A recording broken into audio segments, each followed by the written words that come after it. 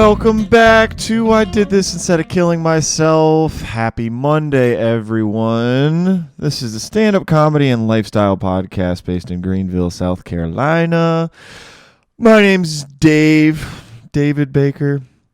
It's the week of April 11th, 2022. And thank you for listening. I hope you're having a good start to your Monday. I'm recording this on Sunday morning. I feel like a bag of dicks.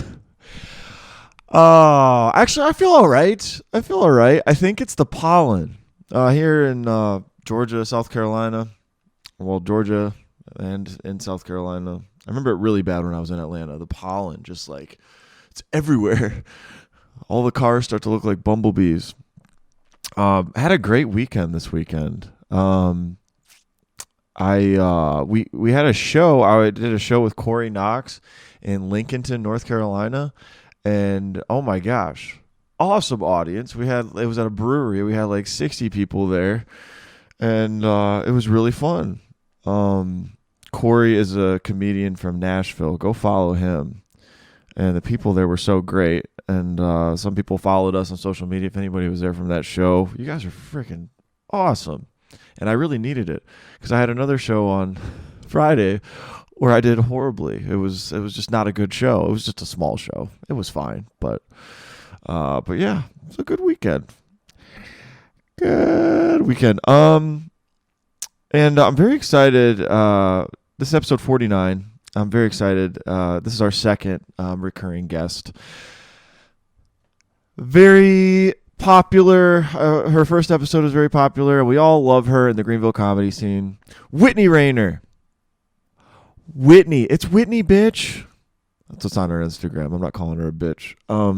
Yeah, Whitney moved to LA several months ago, and it was like late last fall that she moved, and she's moving and grooving in the LA comedy scene. So this is a really fun episode. We caught up with what Whitney's been up to.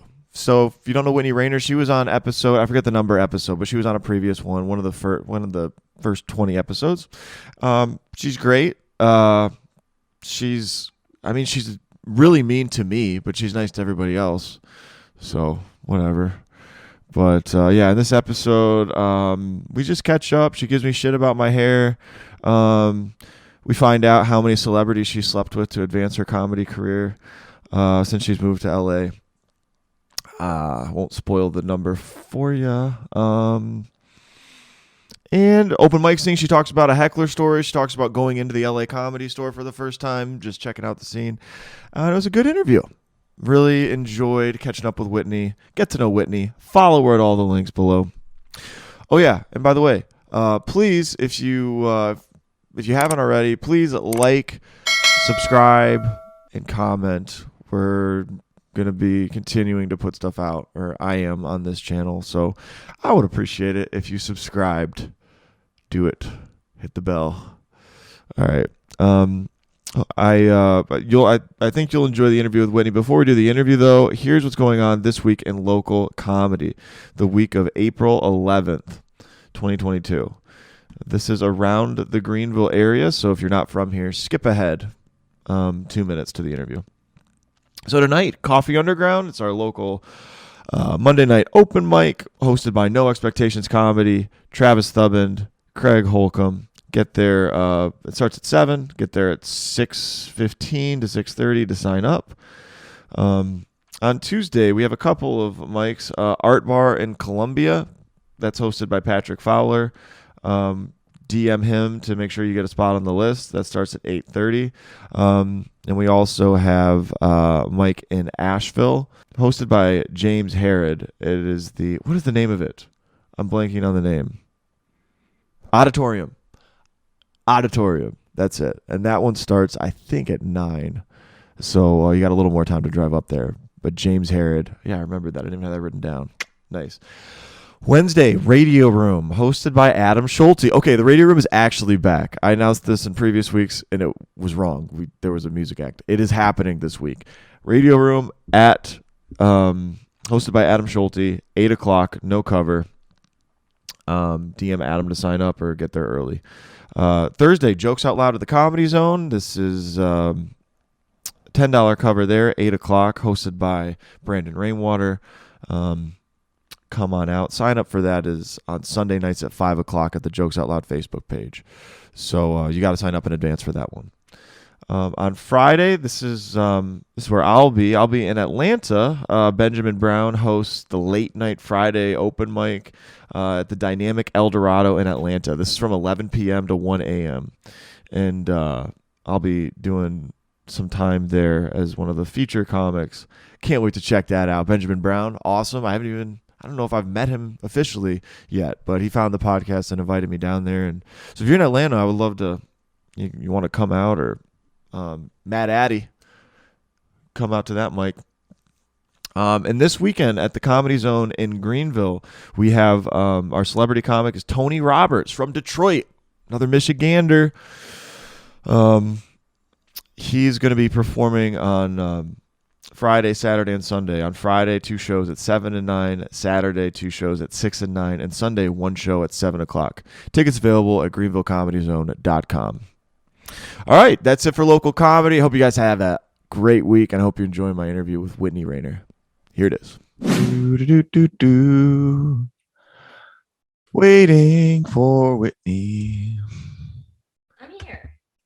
Hello. Hi, can you hear me? I feel like this is more for show, this mic. I can hear you. Great.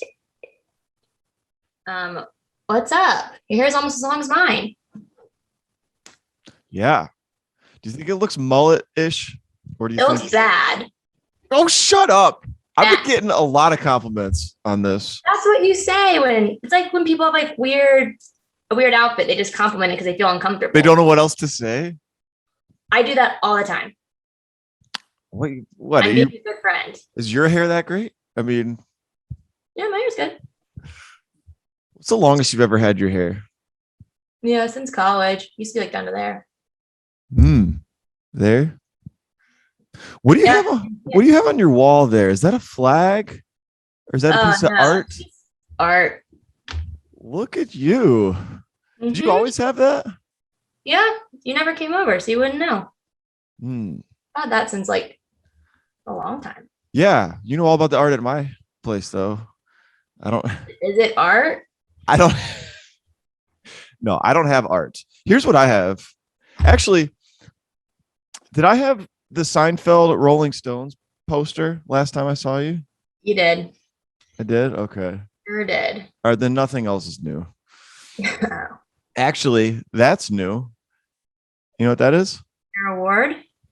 No, that is a framed tweet of Norm Macdonald. Actually, it's reversed, isn't it? No, I can see it. So this is when no, I remember. Yeah. No, that is frame-worthy. You think? You don't think it's corny? No, I like it. Okay, cool. No, I would do the same. So you want me to cut my hair, but keep the tweet? Oh. Keep the tweet and the beard, but cut the hair. Like our first podcast hair was a good length for you. Hold on 1 second. Oh, it's going to fall. I'm worried if I cut it, though, I'll regret it. And then I'll have to wait. It'll come back. What? It'll come back. Maybe. I'm thinning. Or you'll go bald. So that's what happens. Well, Whitney, thanks for coming back and doing the podcast. Am I the first repeat? No. Adam Schulte beat you. Well, yeah, that makes sense. You're the first repeat that I asked. Adam and I kind of discussed. He's like, dude, want to do it? Yeah. So we kind of talked about, but then I was like, okay, you were the first one that I was like, who else should we have on again? So I think the question everybody wants to know is, are you seeing anyone? No, that's the question you want to know, and you're pretending everyone else is wondering. No, somebody. I see right through that. All right. The second question: have you hooked up with anyone to advance your career? Would you ask any other comic this? Simple. Okay, I'll take that as a yes. It's a no. Who is it? Bert Kreischer? Yeah. Actually, he's married, right? He's married. No. No. I'm kidding, of course. But now that you're in LA, like there's plenty of famous people you could kind of level jump or But I would just want to get really good. I just want to earn it. That's my only goal this year is get really good. I yeah. wrote it down. No, that's awesome. That's awesome. That's funny. That's actually the same goal I wrote down. Um, our company makes us do our annual business reviews, write down 3 business goals and personal goals. And I think my personal ones, besides therapy, I want to do therapy. That was a personal one. Did you do it? No, I haven't done it yet. That's only February, so you got time. Yeah. Have you done therapy before? Yeah, for like 3 months during the pandemic. She was not great, but we had a good time. Okay. I want to ask you about that in a second, but real quick, your goal about stand up, all I could think to do was get good at it, like get really good at it. Yeah. And a couple tangible things in the meantime was like 3 to 6 sets a week. So that's the way I can like either go hard or like if I'm busy, I can just get 3 and feel good about it because I'm still on track with my little goal. Go hard in the paint. Yeah, but work's been crazy, so we've been getting a lot of 3s. Yeah, I gotcha. So the only concrete things you had was the quantity of mics and a 10-minute set that doesn't talk about dating. Interesting. Yeah, I'm actually pretty close to that one. Interesting. Yeah. I love it. Yeah, because last time I saw you, most of your stuff was dating related, which is great. Yeah. I mean, a lot of it's relatable. People like it, but I just want to have other things to say. Yeah. So 6 mics a week. Is that a mic every, like 1 mic a day, or are you doing multiples? You like double up. Okay. But yeah, 1 to 2 a day. I've done 3 in a day, and that's too much. I get tired. Yeah. Is it a lot of sitting and waiting? Like, are there 50 people at all these, and you have to kind of just? No. What I like here is there are a lot of mics that are just hourly, and there are about 10 people. So you're in and out in an hour, and you can do like a couple of those in a row. Okay. Only a few of them are like show up, go up, and it's a ton of people. Gotcha. How long have you been in LA now? How long has it been? October, November, December. 5 months. 5 months. How much better do you think you are now than when you left Greenville? I think I'm a little better. I think I'm getting better quicker now because everyone here's good. Yeah. So I'm we all suck. So for sure, I left, so it just got worse. I'm sure. Yeah. You're done fooling around with retards, and you're on the glamorous LA. Yeah, I had my first heckler, and I dealt with that a lot better than I thought I would. Tell me how it went. Tell me the story of the heckler and how you handled it. I was just doing a show at an outdoor mall, so like anyone can approach this. And I was just like in the middle of my set, kind of near the end, and this woman comes up and she just sees, a crowd and she wants attention. So she's just like, where is this? Wait, real quick. It's in a mall, you said? Like open? An outdoor mall. Outdoor mall. Promenade. Okay. It's pretty fun. It's kind of weird. Pretty fun. Are people drinking as they're coming and going? No, there are a couple restaurants on the side. So people like there are drinking and we're just bombarding their nice dinner. Yeah. And then people walking through will stop and then be like, this is weird. Keep going. Gotcha. But they're fine. Gotcha. This one lady walks up and was like, tell me a joke. And I was like, my next joke is a story. So, yeah, screw that bitch, dude. I just start kind of like feeding her like line by line and let her respond. And she was a loud and proud trans woman. So I'm like, I'm not going to tell her to like fuck off because I don't want people to be like, oh, Whitney, it's the trans people. So I'm just like, how did you know she was trans? Did she tell you? She was yelling it. Yeah. She was very like, I'm a proud trans woman, blah, blah, blah. I'm like, that's great. But now you're like in the middle of my set. Now this is our set. So I just incorporated her into the rest of it. Yeah. And by the end of it, we were back to back. And I was like, you're the Mary Kate to my Ashley. We have to do this every Friday now. Why? Why'd you say that? Because the crowd was liking it. So they were on her side. So you had to like be nice. No, I just didn't know what to do. I was like, I don't want to be mean because that's not my personality. I'm just going to yes and the shit out of this. Wait. Did you just say being mean is not your personality? Because I disagree. I'm mean to my friends. Okay. Oh, I'm your friend? Okay, so you're nice to strangers. So you had to be Yeah, nice nice to to the strangers. heckler. Okay. Yeah. And then people thought it was planned. So They were like, they thought it was planned. So you were just going line by line with that story joke, yeah. and And that's then how she you. wanted to tell a story about her boy drama. And then he texted her in the middle of it. And I was like, well, what did he say? Mhm. Let's respond together. And then she opened her phone and it was all green text, all her. She was the problem. So I called that out, and that was That's a fun. pretty big risk letting her go into a like rabbit hole of her own story that goes God knows where. Yeah, she was probably the best personality for me to riff with. Okay. But That's great. Is that like one of the first hecklers? my first and only. We Okay. follow each other on Instagram now.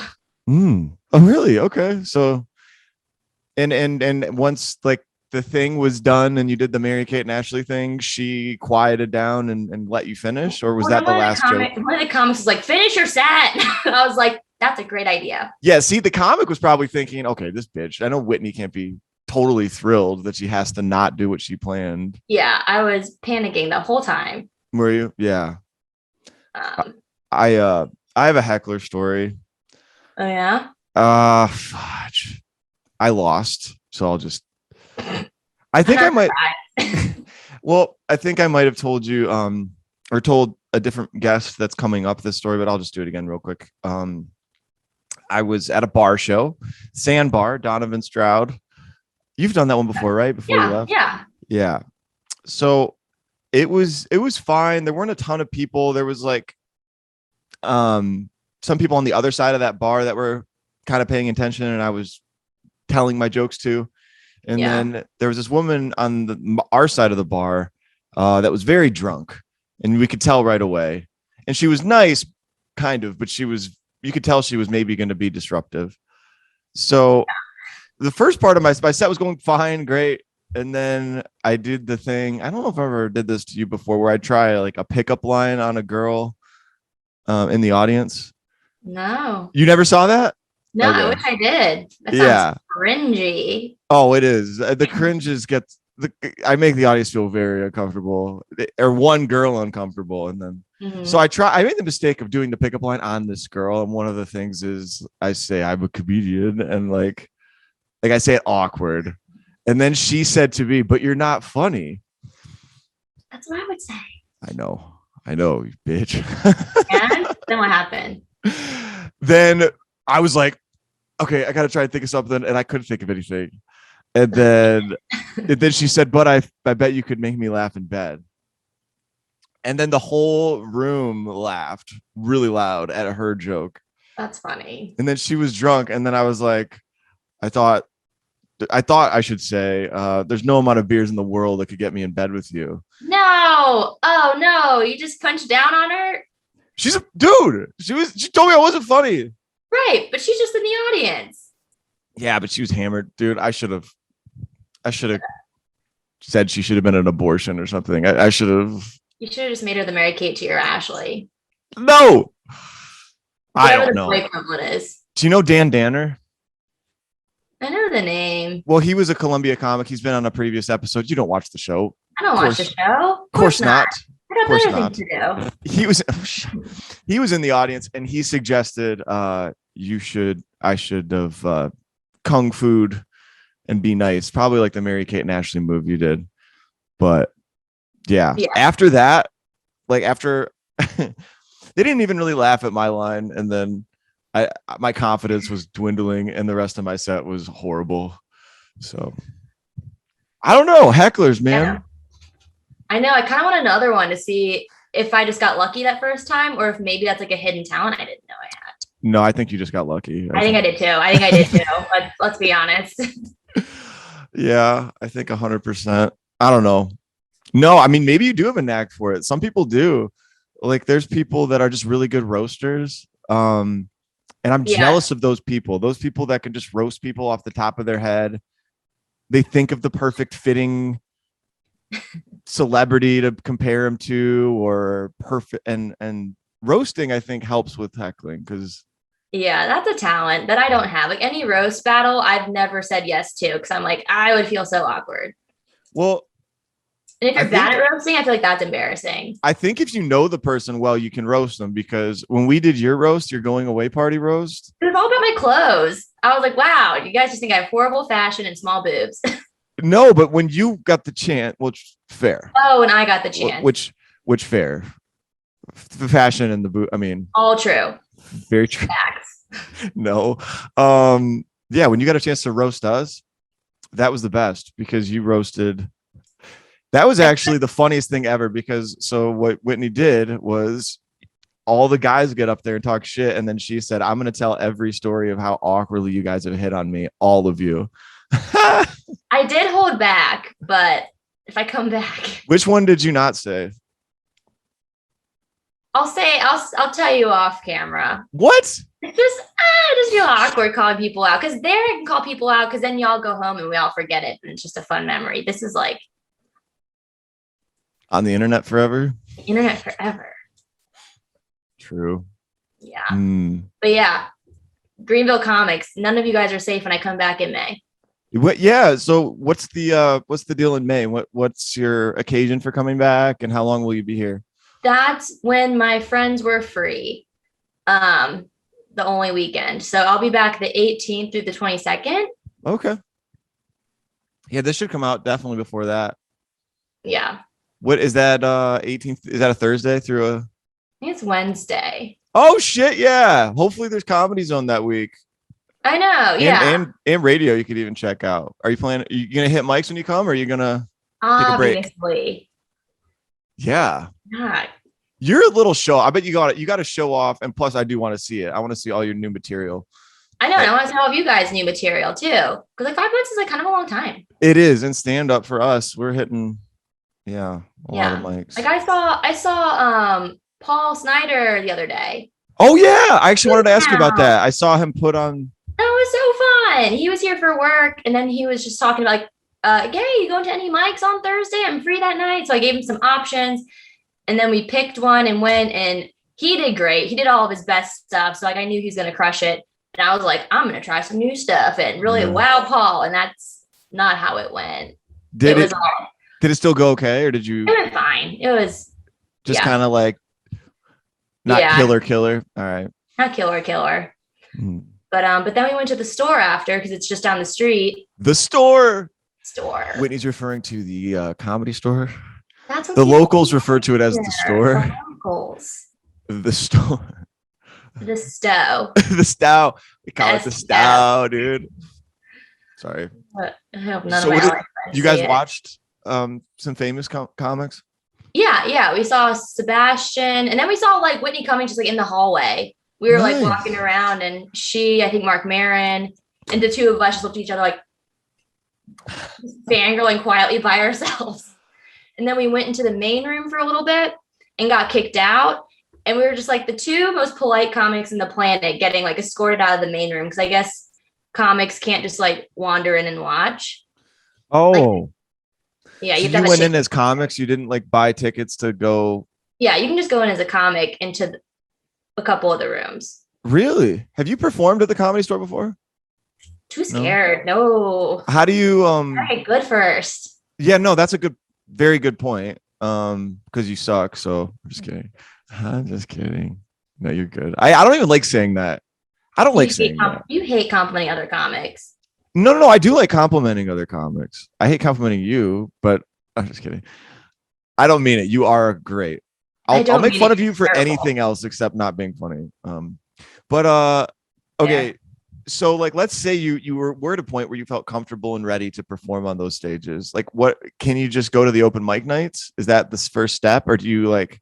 I think they're bringing open mics back. They haven't had them for a while. Okay. So yeah, I think all the big clubs do the open mics, but it's like a bucket and you only get 3 minutes. So you'll go and like maybe you'll go on stage, but probably not because like so many people go. Yeah. Well, the guy I mentioned, Dan Danner, in the heckling story, he was in LA in the early 2000s, and he became an LA Comedy Store paid regular. Oh, that's cool. Yeah, it was such a cool story. And then he kind of quit comedy, moved to Carolina, and then kind of came back. But he explained that it was like a bucket mic situation, and he got pretty lucky drawing a few spots in a row, so they saw him a lot. And then he eventually got in a rotation where for auditioning, I guess, with Mitzi Shore at the time. Now I don't think you even audition with Mitzi. I think it's She died. You can't audition with her anymore. Yeah, it's someone right. else. Yeah, she died. So I think it's I knew she died. You just act like she's gone. She's got other things to do. She got no. Is it Adam Egget? Have you heard? Oh yeah. Okay, I'm pretty sure he does it now because that was on a Comedy Store documentary. He was Norm Macdonald's sidekick, but yeah. But that's cool. So you're trying to get better before you take that one. That's because I only a year in. It's like I know nothing. You know, I got like 3 more years till I even get good. Yeah. So, you can find me in broom closets. On the sidewalk, behind pizza places. Yeah. Has it officially been a year? Yeah. Nice. I Instagrammed about it. You liked it? Oh shit. I don't know if you liked it. What was the official date? January 28th. Okay. Is that loserish to know the exact day? I don't think so. Okay. I don't know the exact. I think I do. It's You're July. Yeah. What? You're 6 months ahead of me. I'm only 6 months ahead of you? Yeah. Yeah. Oh, I feel like I'm almost at 2 years, but that's not till the end of July. So yeah, I'm not even. Yeah. Oh, 365 days later, this post. That's and then 365 days after that, I'll do another one with all 3 pictures, and it's just going to be a whole thing. Yeah. I'm going to do the same thing for my sobriety. I got when I was still drinking, and this is 1 year sober, and then dang it. I gotta wait till June to post that.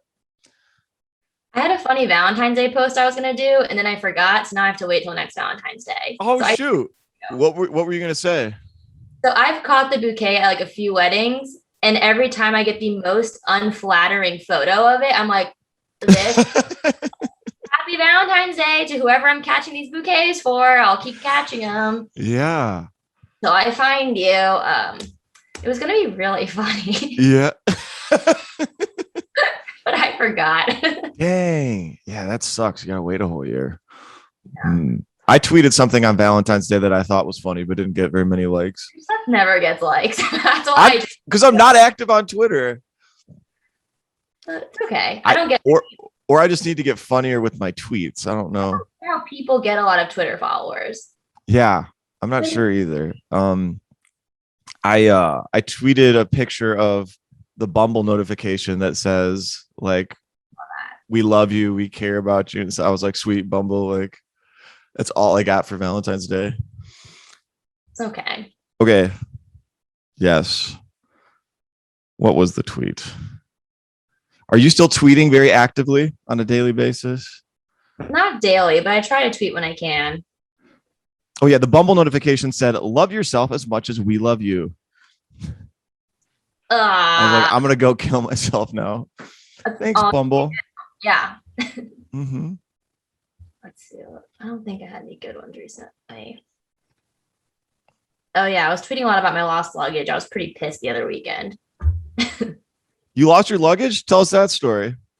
So I was in Charlotte last weekend for a wedding, and it's not. So I go, and the big story was, all right, Whitney's going to this wedding, going to see her ex for the first time in 2 years, and he's dating his ex-girlfriend again.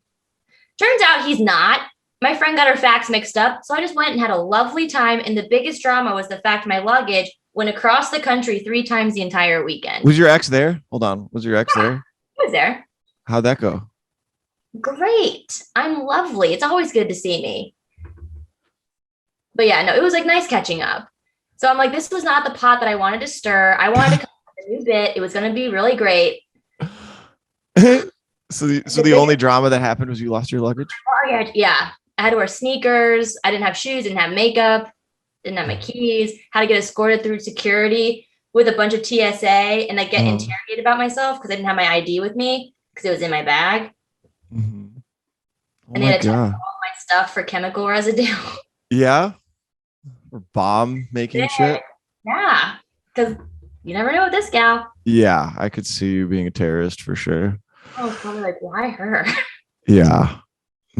So no drama with the ex, huh? Which one was this? What's this guy's name? This is Raymond. Raymond. Yeah. I think some Yeah. good stuff. Raymond sucks, dude.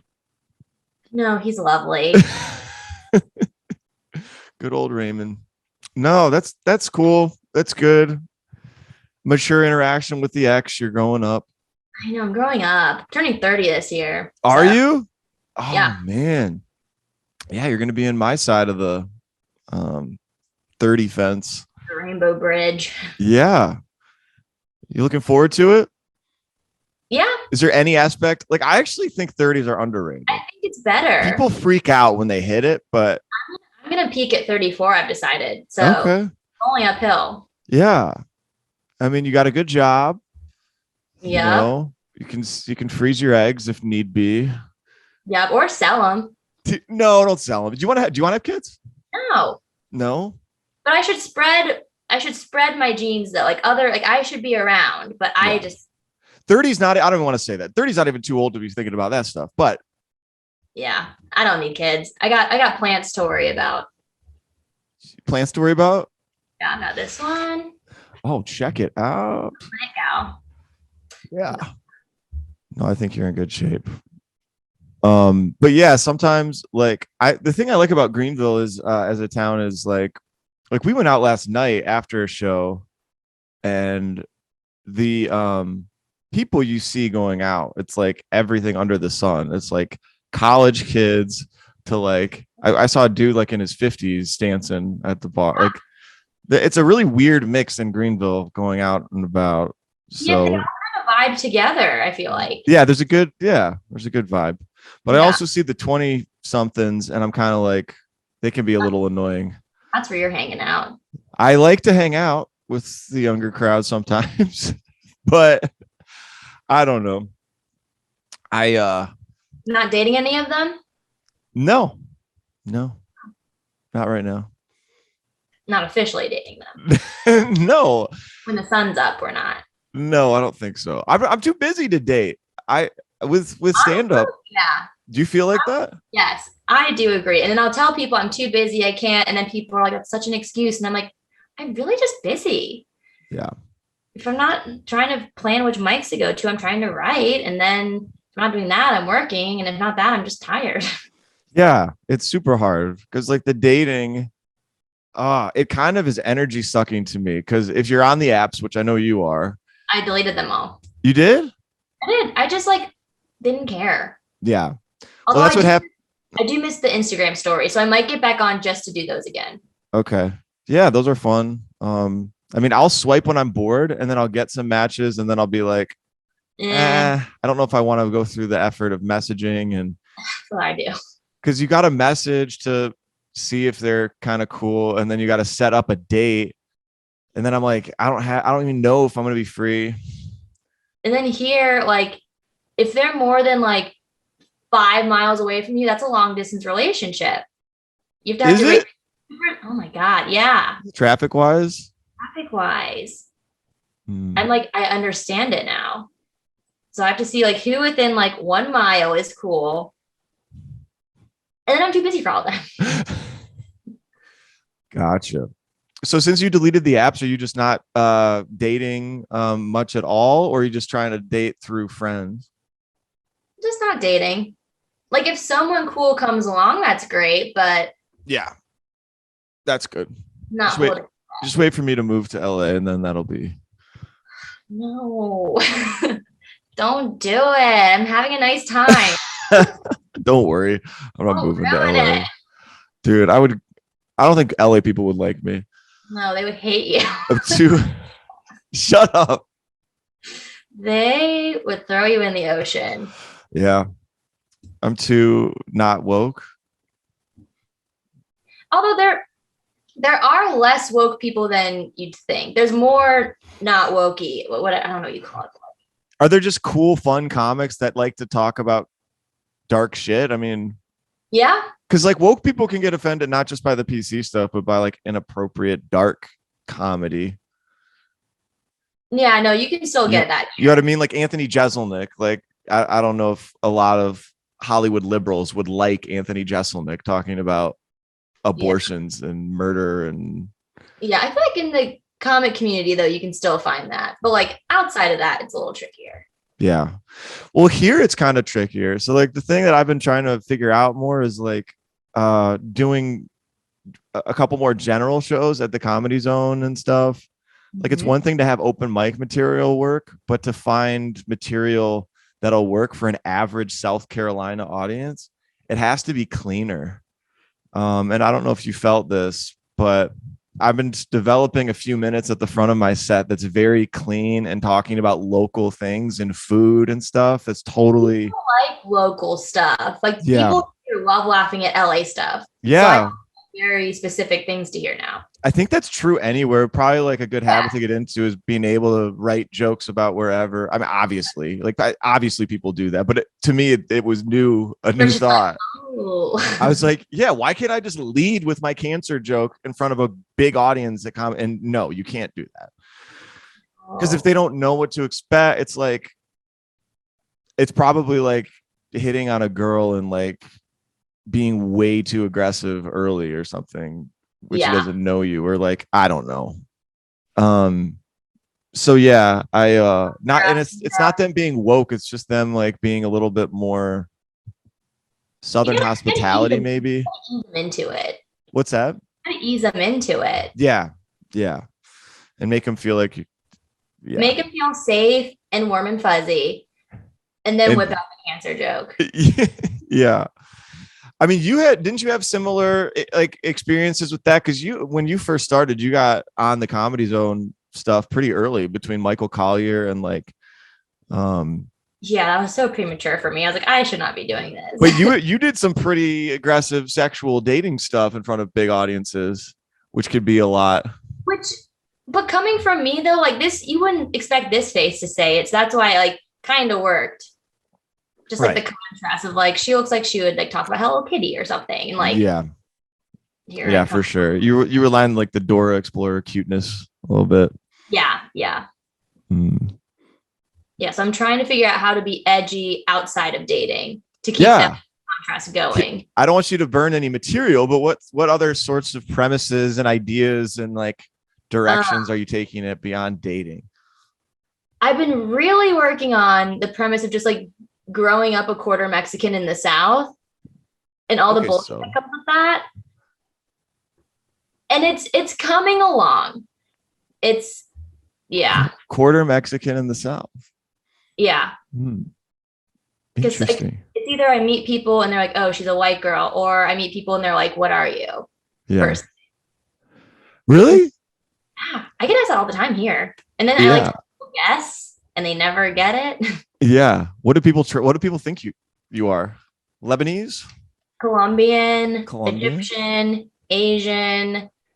Uh those are the main ones. Brazilian.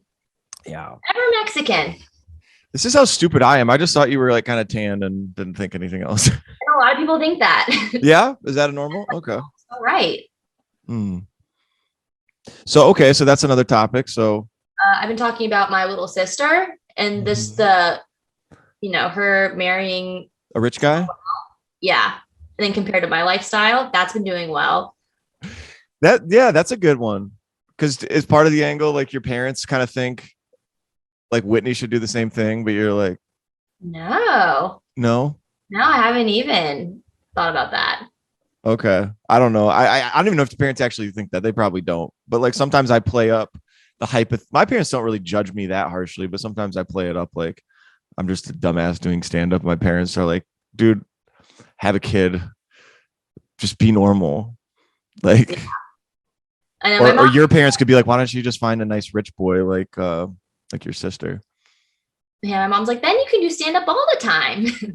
Oh, like, true. Did she do that? Or is that just She joked about it, but yeah.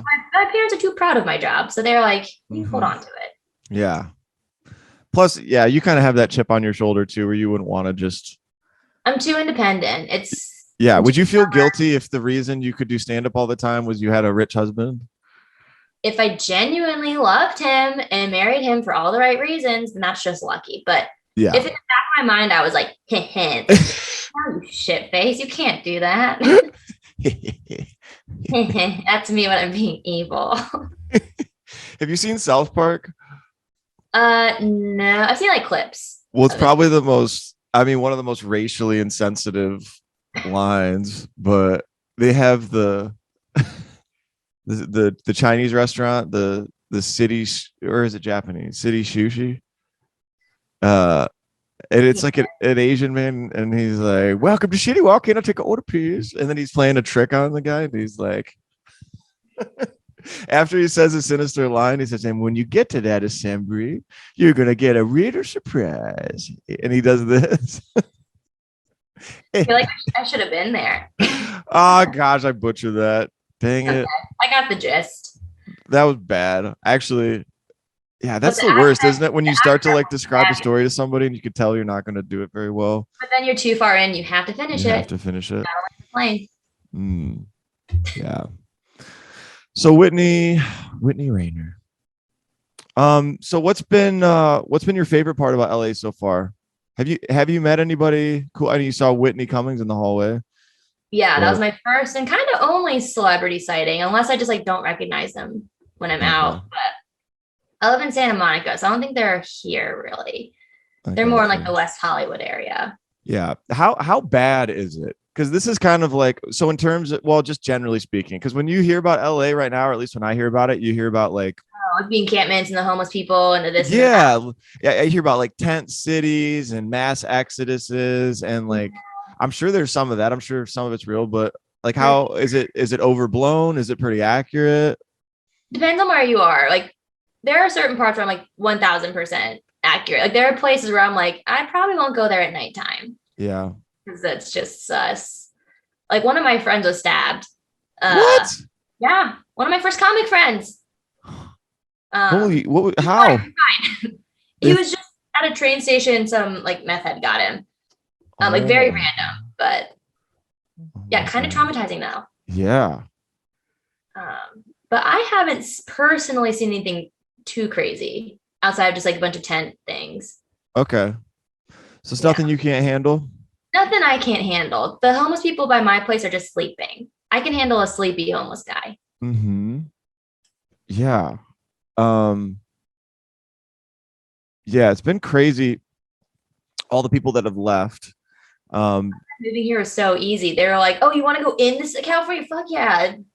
Super cheap. Is stuff getting cheaper there? Is it gonna get cheaper to live there? No. So expensive. It's still so expensive. That's like $5. Well, I have this fantasy because like I want to do stand up for like here for a few years and then go to a big city. And I kind of want the opportunity to get in on a good deal at one of these New York or LA places and capture on the Exodus thing. I feel like New York is just a few months behind LA. It's going to be the same. Yeah. Not that I know that much, but. Yeah. Had you been in New York? Yeah, like years ago. But yeah, I have some friends and family up there. Okay, gotcha. But not since to see the comedy scene since COVID and everything? No, I wish, but not yet. Yeah. I was ready and eager for everything to get back to normal until this week when World War III started happening. That'll do it. I thought when I realized I was really bad. What's that? I thought you were saying when I realized I was actually really bad. Okay, whatever. Well, I don't even know when this episode will come out, but so like this as it stands today on February 26th, when we're recording this, the news of Russia and Ukraine is like going to be obsolete with what we know right now. But are people in LA freaking out about World War III? Like, what are they saying? I mean, I haven't like been out and about talking about it much because I have been working a lot. So I've just been in here mainly kind of in my bubble. But I'm sure they're really scared and worried. I have no idea. You have no idea? Have you been following it? Not as closely as I probably should have. No, you don't. I mean, you don't have to. Yeah. I just think it's so surreal. Like, Nuts. um, because I like to study World War II, All and boys like to study World War II. all boys do. You get All a lot of Every guys. single boy. Yeah. Um, but those stories of World War II are like black and white textbooks or documentaries, and you see the tanks rolling in from Germany to Poland, to Czechoslovakia to Paris, Yeah, and and now it's it's on TikTok. yeah. Now it's on TikTok. Yeah. Now it's on CNN. Modern warfare, tanks, missiles, and I'm just like, am I dreaming? You got GoFundMe's and stuff. Yeah. Yeah. And the world is so messed up. It is so messed up. And I actually find it really impressive that Americans can kind of just continue about their day to day.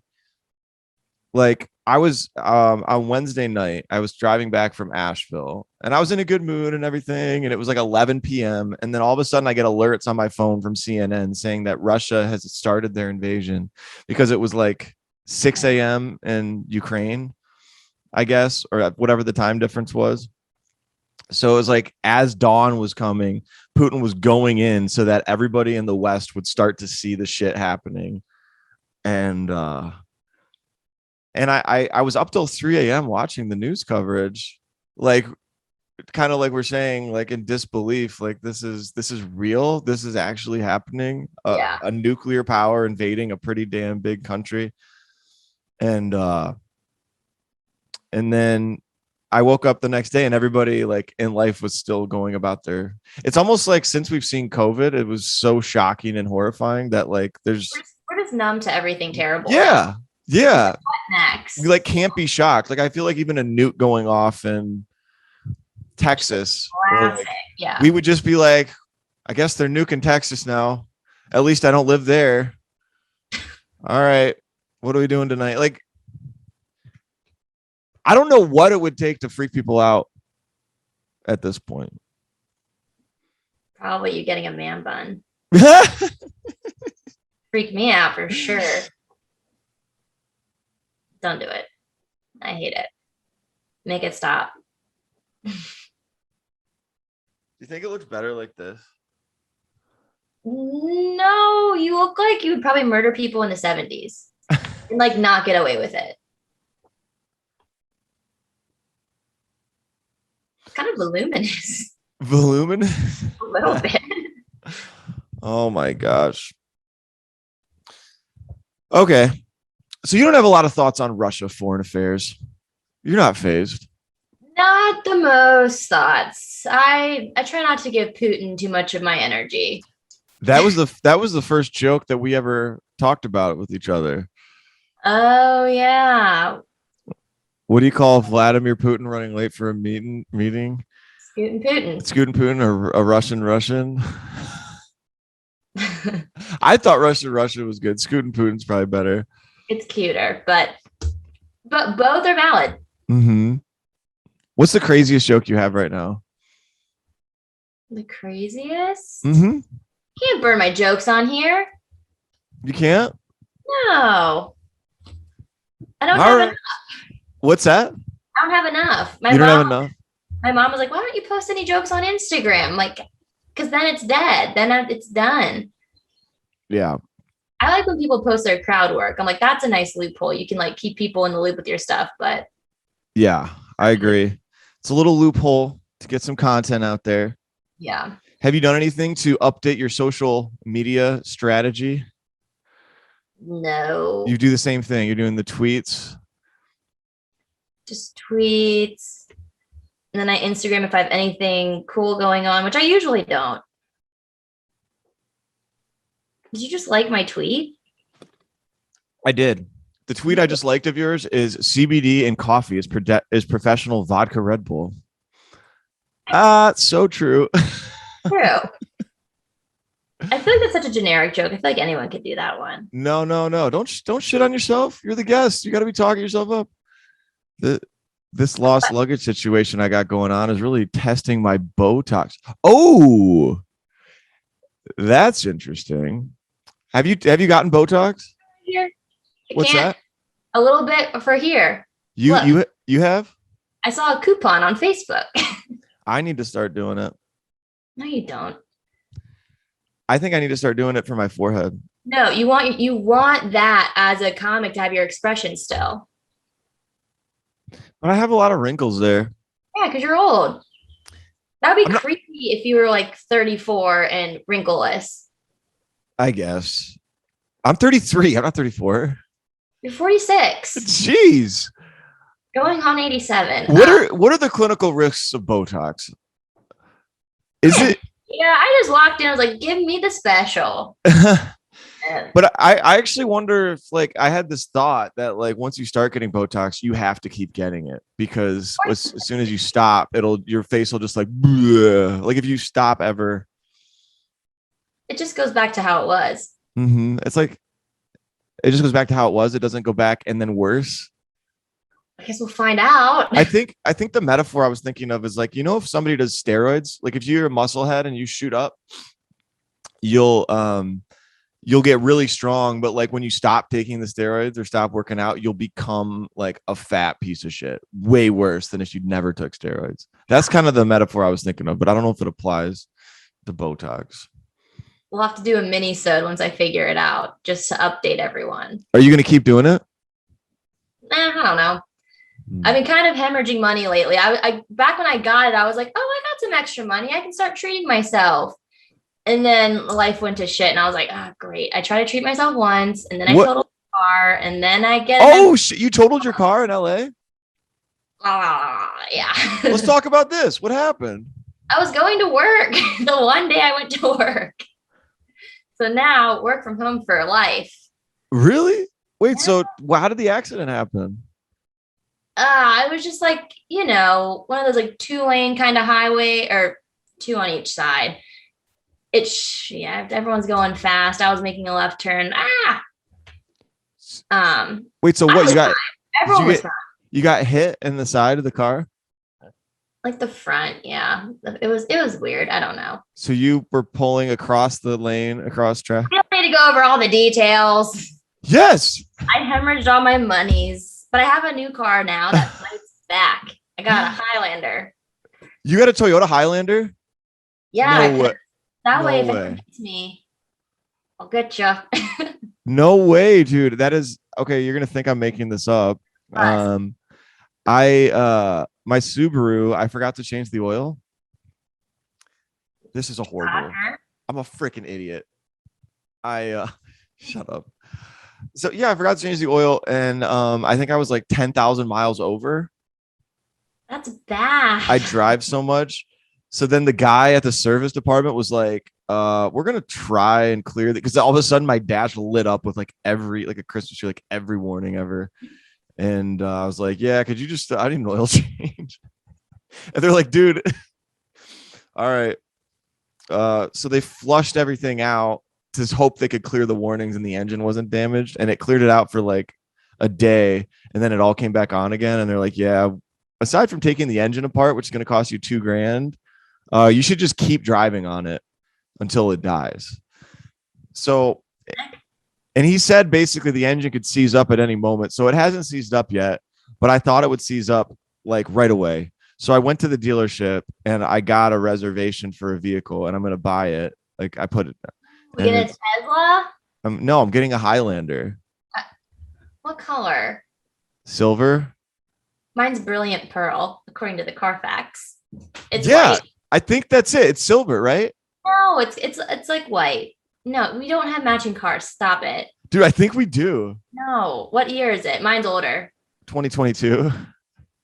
2009. No, 2011. Okay. Yeah. Stop copying me. I did it, dude. Oh, I'm so happy.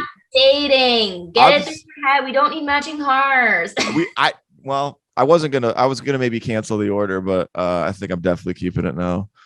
Specify brilliant pearl. That's the color I want. Brilliant pearl. It's like silver. It's like metallic white, though, right? Yeah. Dude, I think we have like the same friggin' car. I'm gonna go wreck that one. It had nothing to do with you, honestly, but I like the Highlander. My parents drive them, and No, yeah. I don't know. You kind of feel safe in there. So Backup cam now. backup cam, nice. Um, adaptive cruise control. I don't know if the 2011s have those. I don't even know what that is. It's basically where the cameras face the front, and then when you press cruise control, it'll like keep you equidistant from the car in front of you. Like you don't have to slow down. It'll automatically. That's very fancy. Oh yeah. Yeah, that's an addicting feature. You So feel yeah, like you're a crazy driver. I am. Yeah. Yeah. Okay. I drive a lot though, but yeah, I think I'm gonna keep I want to keep the Subaru though, because it's Because it gets the ladies. no. I kind of want to drive that into the ground. May as well. Yeah, just because yeah, I just put so many miles on it with the travel from the comedy. Yeah. You didn't think the Subaru was a chick magnet exactly, did you?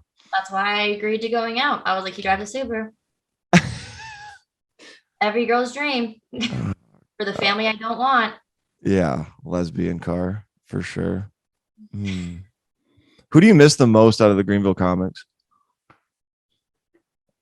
Oh, I don't know. I miss everybody. You know who I don't miss? Ryan Rubin, because he calls me all the time. So I don't have to miss him. And I appreciate Really? that. Yeah. You still keep in contact with Ryan? Yeah. Him, I keep up with Liz still. Liz Park? Yeah. Okay. Actually, corrections corner. I heard that you said you dated her on an episode of your podcast, and I would like to clear up it wasn't officially dating. Just justice for Liz. It wasn't officially dating. No. I heard that you said you did date her on this. Well, we hung out a little bit. We never were like exclusive. Dating. Okay. Well, it's better to say that than like. We hung out for a little bit. Huh? You say we hung out. We just hung out for a little bit. Okay.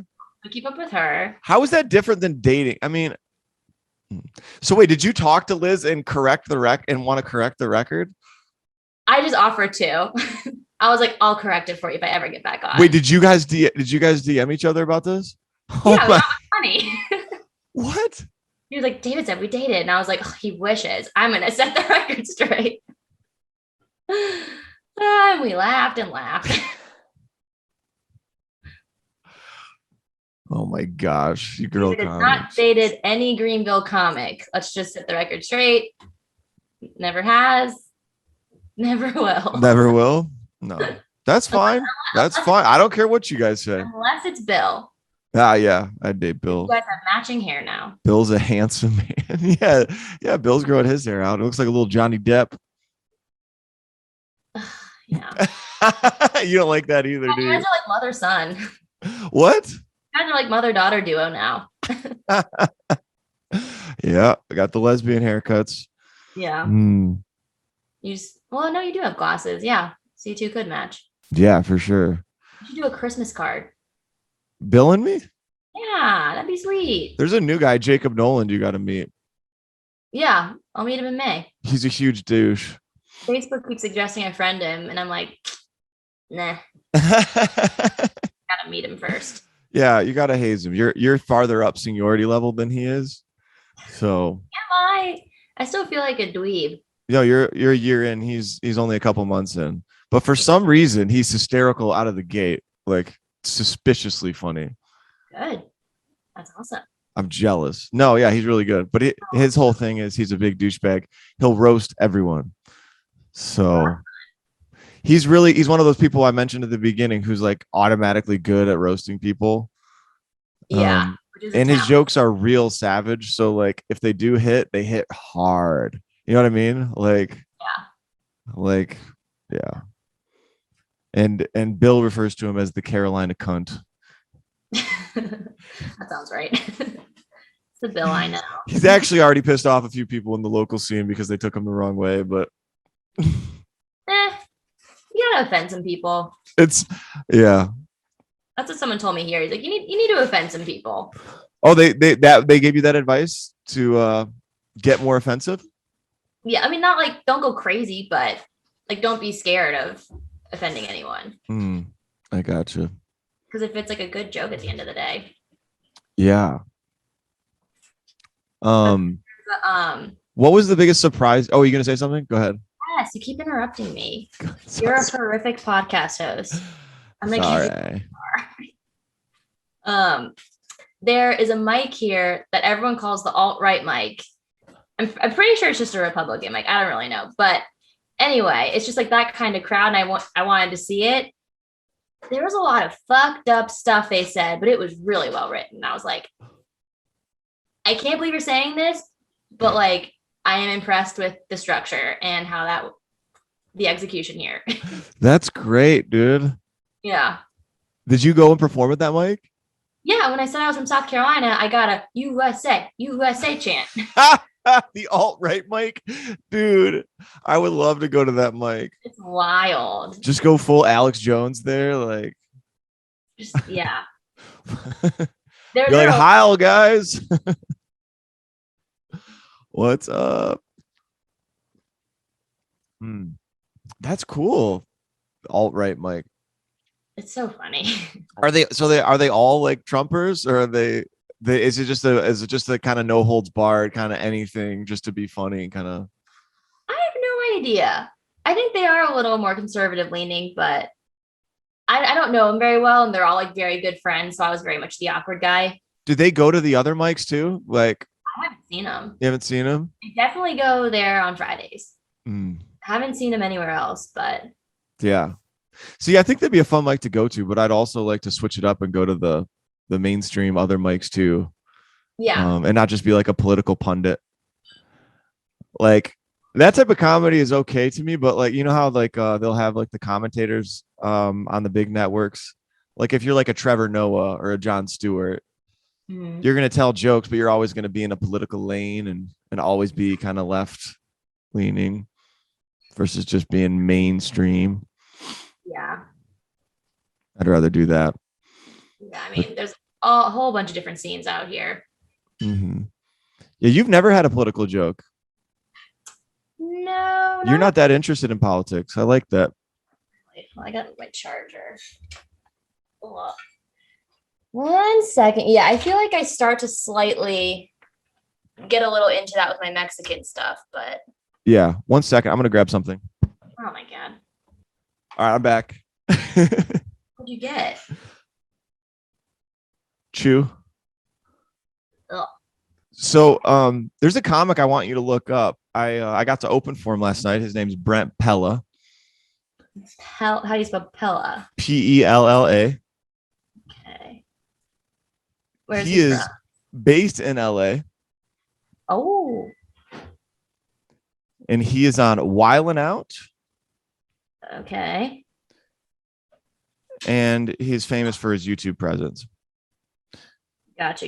Yeah. I can see a lot of videos here. And he's funny? Oh yeah, he's a super cool dude. Nice. But yeah. The thing that I mean, it was cool because he's like close to our ages. He's kind of between our ages, I think. I think he's like 31 or 32. And yeah, he kind of got famous. Like I talked to him before the show, and he said what, like, even though he's on Wildin' Out, what really got him to the next level was his YouTube presence. And like that's how he sells tickets, and that's how he's able to tour. He said the majority of people that come out to see him know him from that, even less. Like he's on Wildin' Out now, and he's newer to that, but yeah, he said a few people might come out because of that, but predominantly, far and away, it's the YouTube stuff. Yeah, and is that the kind of stuff he's like on stage? Is that his kind of thing? No, not on stage. He does sketches. Sketches. Huh. Like he's got a sketch about the Grinch taking mushrooms, or Molly, when the Grinch took Molly. Yeah. And he's oh, it's so funny. He said, like, I'm always about stealing presents, but not like being present, you know, like anyway. So he's got a lot of those funny sketches online, and he does have a podcast too. So I thought that was cool. That's how he built his following and kind of got his word out that way. And his act too is kind of I don't know. There seems to be a gear he's at. He's about 10 years into doing stand up, but I went up first and then Jazz went up and then he got up there. And just like the energy that he had, like it's just another notch. Like when you see these guys that can headline and do like hour Oh yeah, sets, like it's almost like this leveled up version that I'm not at yet. it's crazy. Yeah, that's one of my goals for maybe not this year, but to be one of those people you get on stage and all of a sudden the energy just like Yeah. Yeah. I don't know how they do it. Have you gone to any shows to like watch big comedians out there? Yeah, Like who have you seen? I saw Sam Morril and Okay. Laura Bites. Sam bombed, Did which he? wow, which was amazing because I'm like, I love you so much as a comic, and even you have bad days. How long did he bomb? The whole set? Yeah, kind of. The only time he got laughs was like him calling out like, "This is not my room," or just like, "This isn't working. This is bad," and like we laugh at that because it was always like dark jokes, and that just like wasn't that kind of crowd. But they were all there to see like Sherry Shepherd, who I think is just like a totally different style. So how many people were in the audience? Can you set this up? Like, It was at the Hollywood Improv, so like okay. big club here. So it was packed at the Yeah, dang, it was crazy. And then Laura just murdered right after him, dude. Yeah. and he went Mm. first. So that kind of sucks too. Yeah, but still, I mean, he's a big enough, experienced enough comic to like maybe have that not happen. But I know, but I was sort of like, that's I can do that. dude, it's so funny. Comics are usually excited to see bigger name comics bomb. Like, I mean, I would never wish that on anyone, but it's nice to know that like it could happen to other people. Yeah, it's like it's okay. It's part of the game. Yeah, I didn't tell you about the Valentine's Day show, did I? No, but I may have heard about it. I've told this on a previous episode, but it hasn't come out yet, and I'll just do it. I'll So you're again, gonna tell it again, and kind of like the heckler story. Why not? Who cares? Um, so yeah, it was the Valentine's Day show, and it was the first show I'd gotten put on like at the Comedy Zone, and I was real excited. And I as soon as the show, there was like 120 pre-sale tickets, and I was like, "Holy crap, it's gonna be big night!" And then the audience started coming in, and I started noticing the types of people in the audience, and it was couples and older people, and I was like, "Uh oh," and I didn't have enough. I don't know. Like I've learned this lesson. This was just a few weeks ago, obviously, but I didn't have enough presence of mind to adjust my set to the cleanest version it could be, and then the relatable material up front to get yep. him to like me first. You And love it. I did. I think I told the single plain white sterile thing to start, and it did okay. Yeah, it gets like a chuckle. Yeah, but they didn't like me. So they're still kind of like, you're talking in weird terms, Mr. Tall white Yankee man, whatever.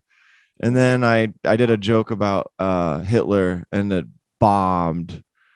And then I tried to get him back with some southern stuff, and they kind of got back into it, but not really. No, And then they didn't. no. And then I told a couple more of my jokes, and then Brandon was like lighting me early. I was supposed to do 10. I got through like 7, and then he's like, yeah. Then I closed with cancer date and took crickets. And then I got off. I did hear about this. You did? Who told you? Ryan, Ryan? Oh, of course. thanks, Ryan. Bastard. No, it was weird. I got laughs, but they were like, it was like popcorn laughs throughout the crowd. Like the vast majority of the people hated I me. think they're laughing at you or at their own side conversations. They were definitely laughing at my joke. Shut up. They were. I've had it before where someone like burst out laughing and I realized it was not at me. I've had that happen before too. Yeah. And I'm just like, I wish I was funny as your friend. No, I mean, all these laughs I was hearing were right on the punchlines, but they were just few and far between. And then I saw the facial expressions of the people. I saw them turn on me, and I was like, oh shit. Well, Ruin their Valentines. Happy event. And just like Sam Morrill's it sounds like how that night went. Everybody after me killed, dude. Or Like what they were happened? like so happy I was gone that like anybody anybody else really Did could have. anyone do any like, oh, that guy? Yes, Brandon did. Brandon and Dougie went on. Dougie wasn't even supposed to go on. You remember Dougie Yeah. Almeida? Yeah, you were there. Yeah. I can't remember how long ago he moved here, but yeah, I got off stage. I was like, man, that didn't go great. I was like, what are you doing? He's like, oh, I'm about to go on. I got to save the show. You're a liability now. Dougie's like, yeah, you lost him after that Hitler show. I was like, I'm sorry. Yeah. You But just what? look too much like him. That's why you can't tell it. What's that? I look too much like him, Yeah. dude. Hitler was ugly, bro. I don't look like Hitler. Yeah. I mean, yeah. I just if I shaved like every part of my facial hair with this, Hitler didn't even have a part. Isn't that weird? Hitler didn't have a like a little part in the middle of his That mustache. It was like a solid. is a part desirable in a mustache. I think so. Shouldn't there be? No, I think that's really, I mean, I've never heard of it. I mean, what do you do with yours? I braid it. Just kidding. You don't have a mustache. Are girls sensitive about that? Like if they have a little bit of hair on their upper lip? Ah, oh my gosh. Yeah. I bleached mine in high school because I was just like, I don't want anyone to ever think I have a mustache, but then yeah. Yeah. Is it like a potentially a vicious cycle? Like if you start to like see some hairs and then you're like, oh, and then if you trim it, they come back in darker.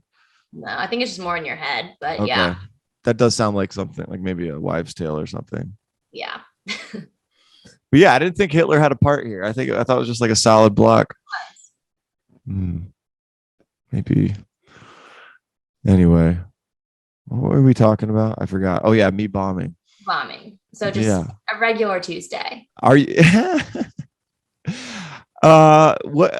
What kind? I mean, have you eaten it pretty hard out there?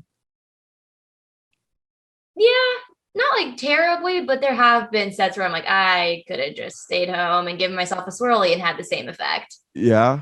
There was one time I bombed and you have to pay for every mic here. So I paid $5 to eat shit. And then I go to my car and I got a $73 parking ticket. Oh shit. That's brutal. Yeah, there's like one room where you're pretty much guaranteed to bomb every time. And I like to go in sometimes just to feel something. Why? It's comic only room? They're all comic only rooms, but this one they're just not nice comic only rooms. And they're all on their phones and like you might get a chuckle, but it's pretty painful. Yeah. That seems like torture. Oh, I forgot to finish telling you about Brent because he's LA now. He asked like if we had a comedy scene here in Greenville, and I said it's a small growing one, and he said he played college sports, which you didn't play a sport, right? Not in college, but in high No. school. Yeah, that's right. He said he would never recommend anybody start in LA because unless you're real tough, you probably will burn out and quit. I think people are nicer here than I expected, though. Really? Yeah. Just like But finding my friend group has been hard because I make friends like here and there in different cliques, but I haven't like found a clique yet. yeah, so you don't have like a comic click yet that you're really. I kind of do, but they're all 23, so I feel like the grandma. Oh, who cares? Yeah, no, they're cool and nice. There's a mic we go to on Thursdays together. I Reese is gotcha. in that group. Reese is in that group. Mhm. Hell yeah, Reese, former podcast guest.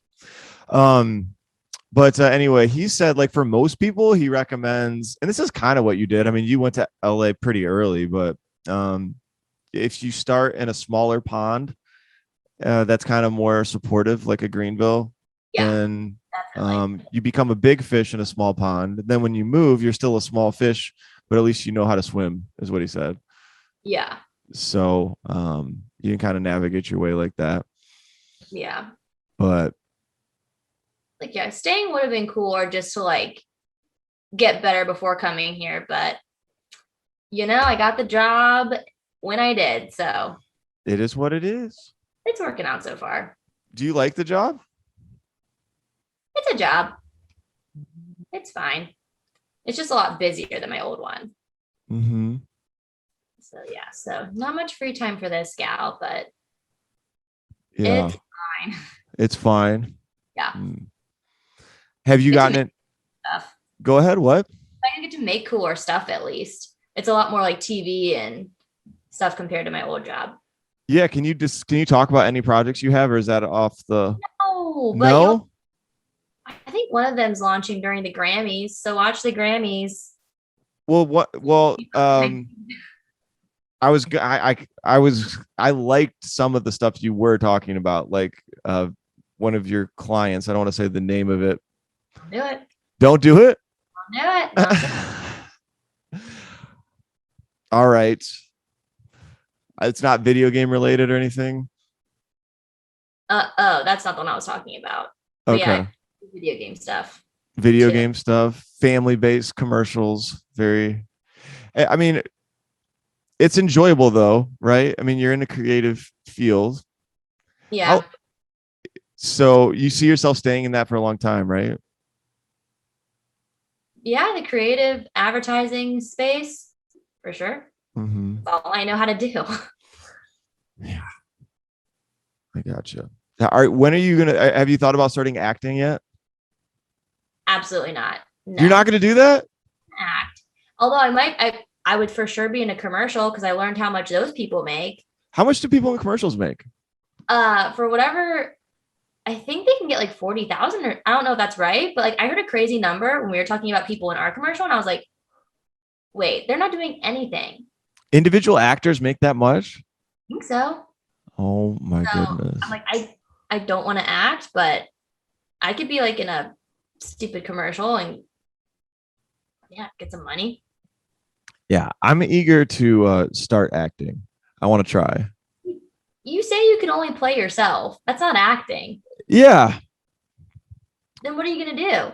I I want to learn how to play. Other I just people? want to. I don't know. I've never even been told how to do it. So like, I wanted to be taught how to do it, and I'm going to be taking acting classes in Atlanta soon. But yeah. I also I want to figure out, yeah, how to maybe do other stupid characters and see if I could do that.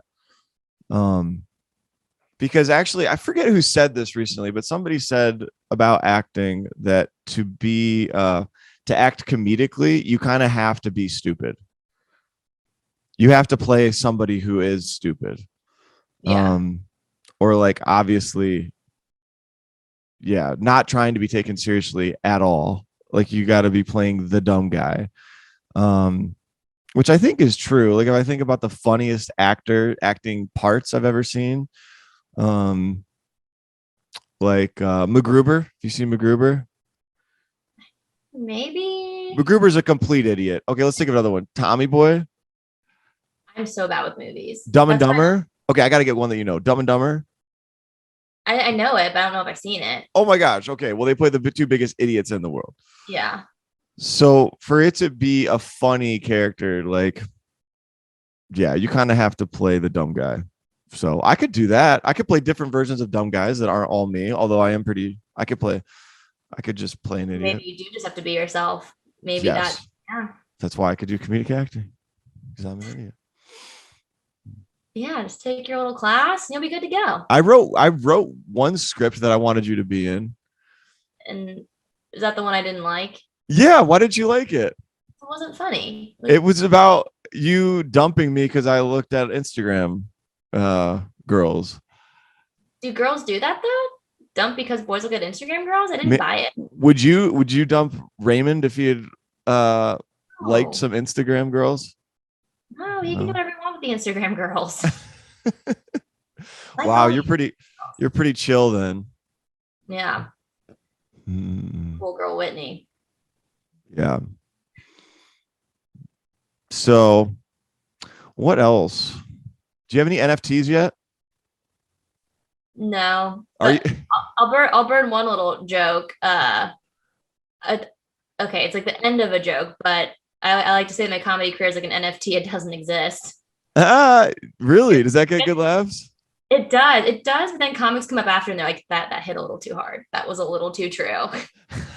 I'm like, Were they try to come up to you and be like, listen, I know that was a joke, but NFTs are actually the future. In fact, I have this project I want to talk to you about.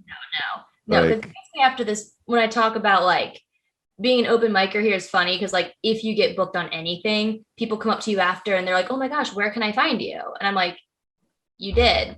That was it.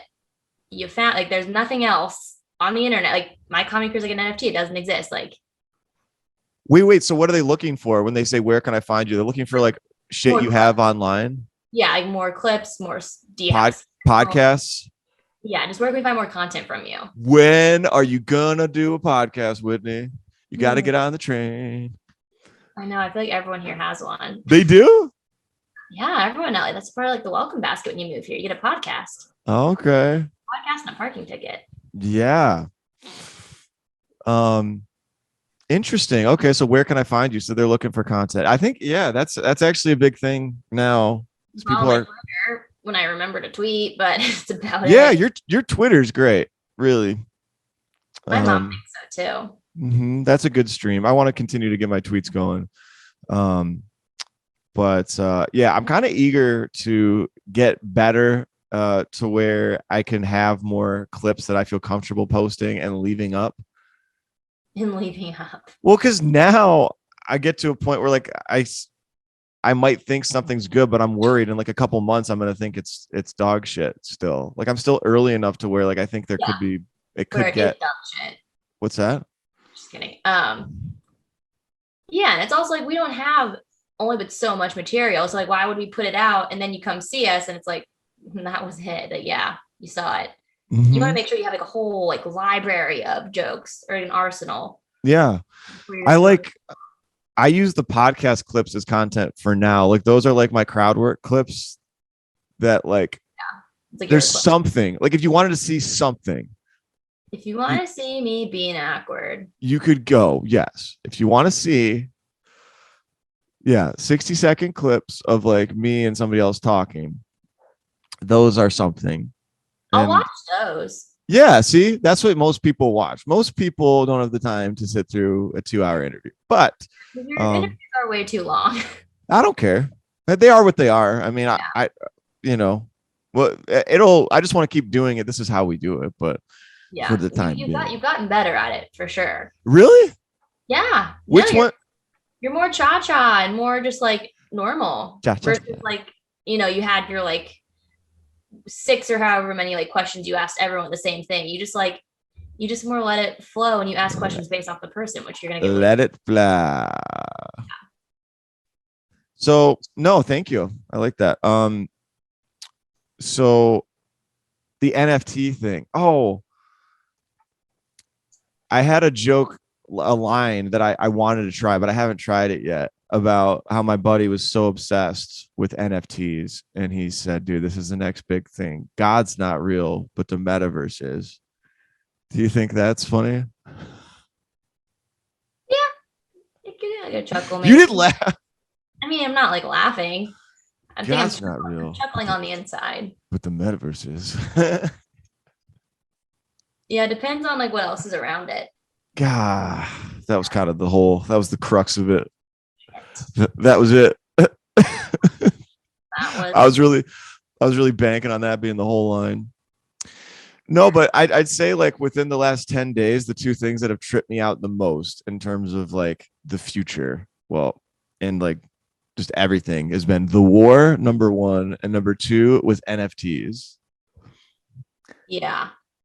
And I don't know, have you researched this at all? Like I'll talk about it for a little bit. NFTs. Mm-hmm. How do you, yeah, I would like to get into them because have I told you about the jacket? No.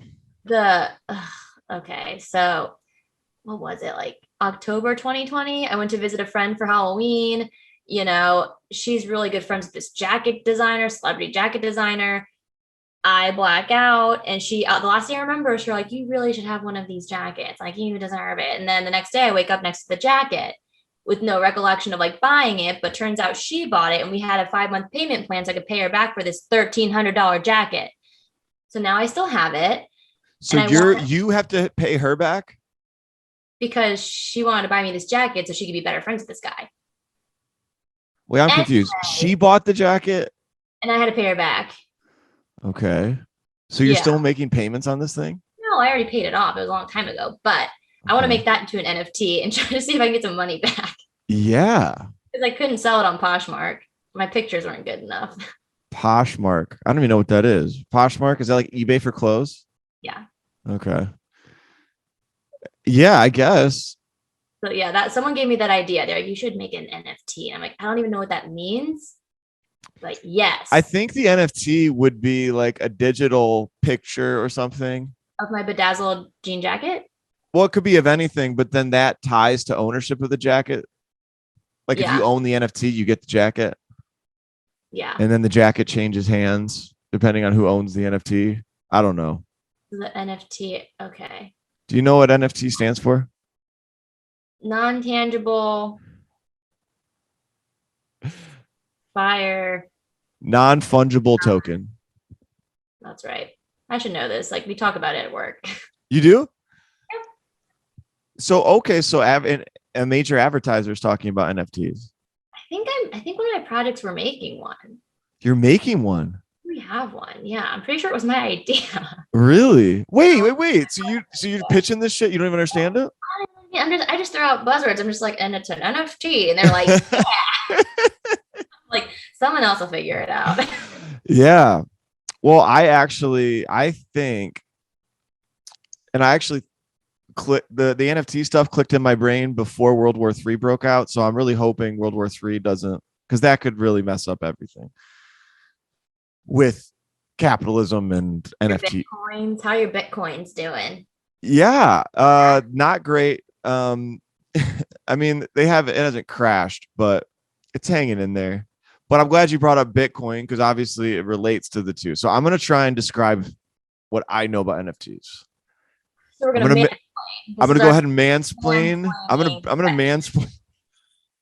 Okay. Explaining. So NFTs. Crypto. Cryptocurrency. Is this what your listeners want? Is this their thing? This is it. My listeners want to hear about the future. So cryptocurrency, Bitcoin, you know what that is? Yeah, it's Bitcoin. It's Bitcoin. Yeah, well, Bitcoin's the main one. Yeah, the first one. And there's like a fixed amount of it, right?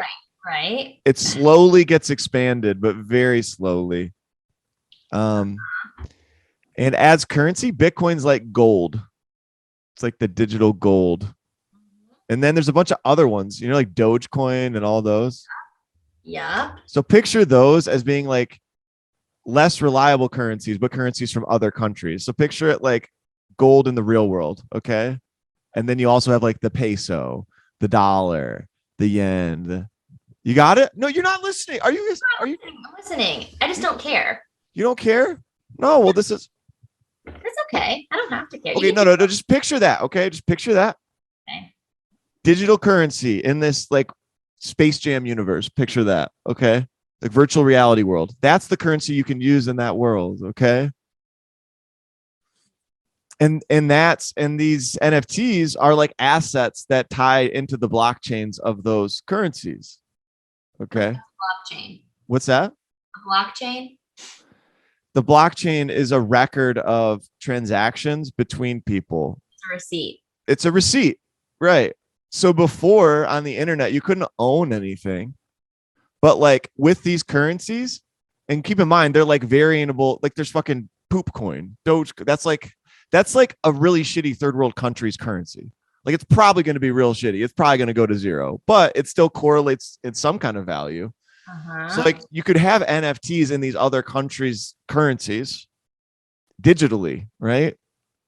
So and this is where it all came together to me. Like, if you could own something in a digital space and people go more into like this virtual reality type experience, like Facebook's making a metaverse, Adidas has a metaverse, Snoop Dogg has a metaverse. So these are like digital locations where you can actually buy shit on the blockchains of these other cryptocurrencies.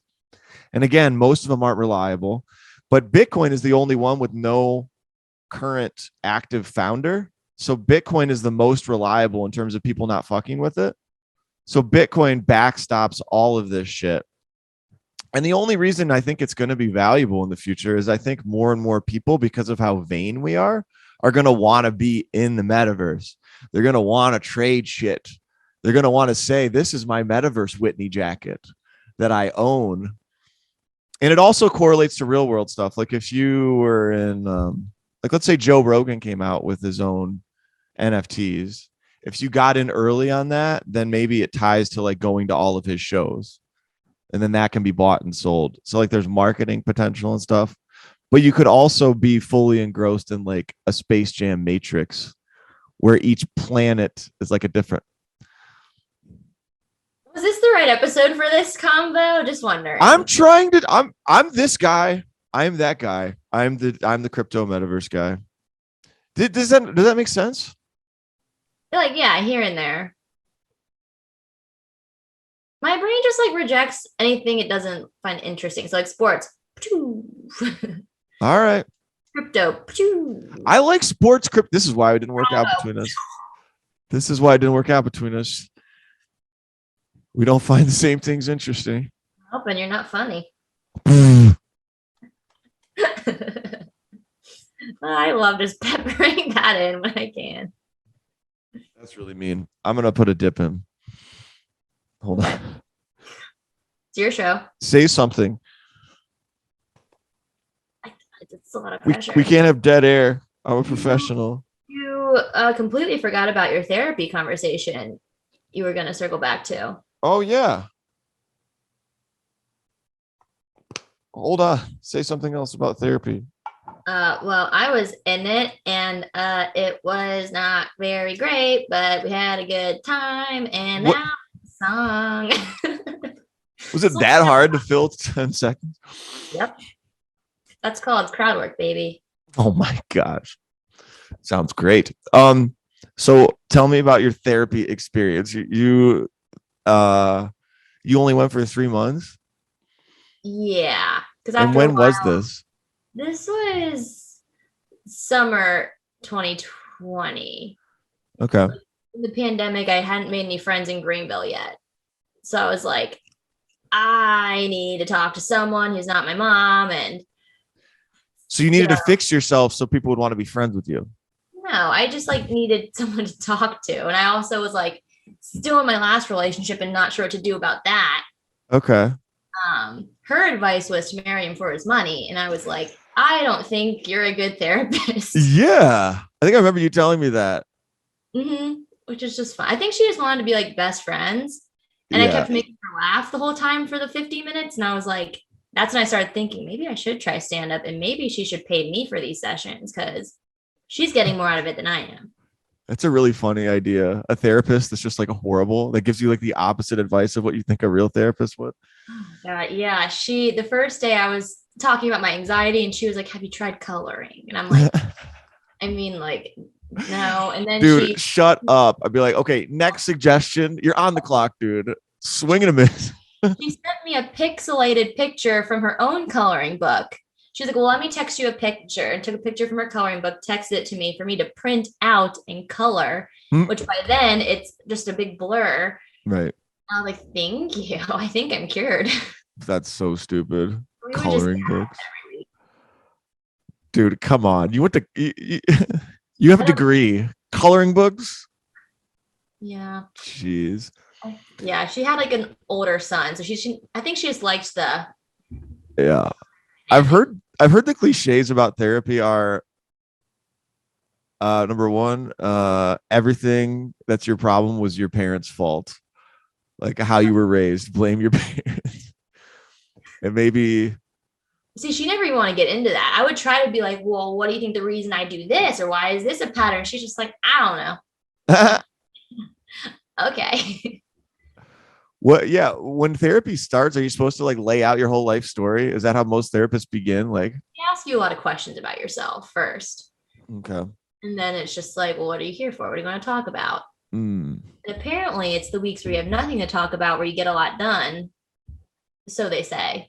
yeah. That's where I would just make her laugh the most. And I'm like, I'm winning. I crush therapy. She thinks I'm a rock star. Mm. You view therapy as like another achievement. Yeah, it was also the same That's time. really unhealthy. That's why I had to quit. I had to dump her. I had to dump her because she tried to dump me. She was like, maybe we should just meet once a month. And I was like, Why did you not have a lot to say in the sessions? because I had broken up with my boyfriend. She was cool. You did what you wanted to do. And I'm like, wait, but there's like, that's just the tip of the iceberg. And she was like, well, you seem fine. So we're just going to talk once a month. And the next time I was like, you know what? I think we're done. And she was like, that's awesome. That's great. What? Your Wednesdays are about to get a lot more boring. So She didn't even like you as a client. Oh man. I know. Um, I there's a show called Afterlife starring Ricky Gervais on Netflix. I've heard of that. You've heard of it? Yeah. One of the funny characters I think is the therapist of one of the guys, and he is just the worst therapist ever. And he's got like this thick accent, and he just sits back in his chair and he's talking about this chick that he banged the night before. He's like, Yeah. like, and he's just like a scoundrel of a guy, and he's like all proud of himself. He's like, anyway, you had to be there, I guess. I think I had to be there, but I missed out is what that showed me. Mm-hmm. No, I do have a life coach I'll talk to once a year, and she's really proud of me. Oh yeah, what's the Yeah, latest with that? Did you talk to her since you've moved to LA? a little bit because she was like, "Wait, when did you move to LA? When did this happen?" You And I didn't was tell your like, life coach? Jeez. "Well, I talked to her once a year. It wasn't Gotcha. time yet." And plus, she follows me on Instagram, so I'm like, she knows. But Mhm. when I posted that last Instagram of the 365 days later, she put it on her story. It was like, "I'm so proud of her."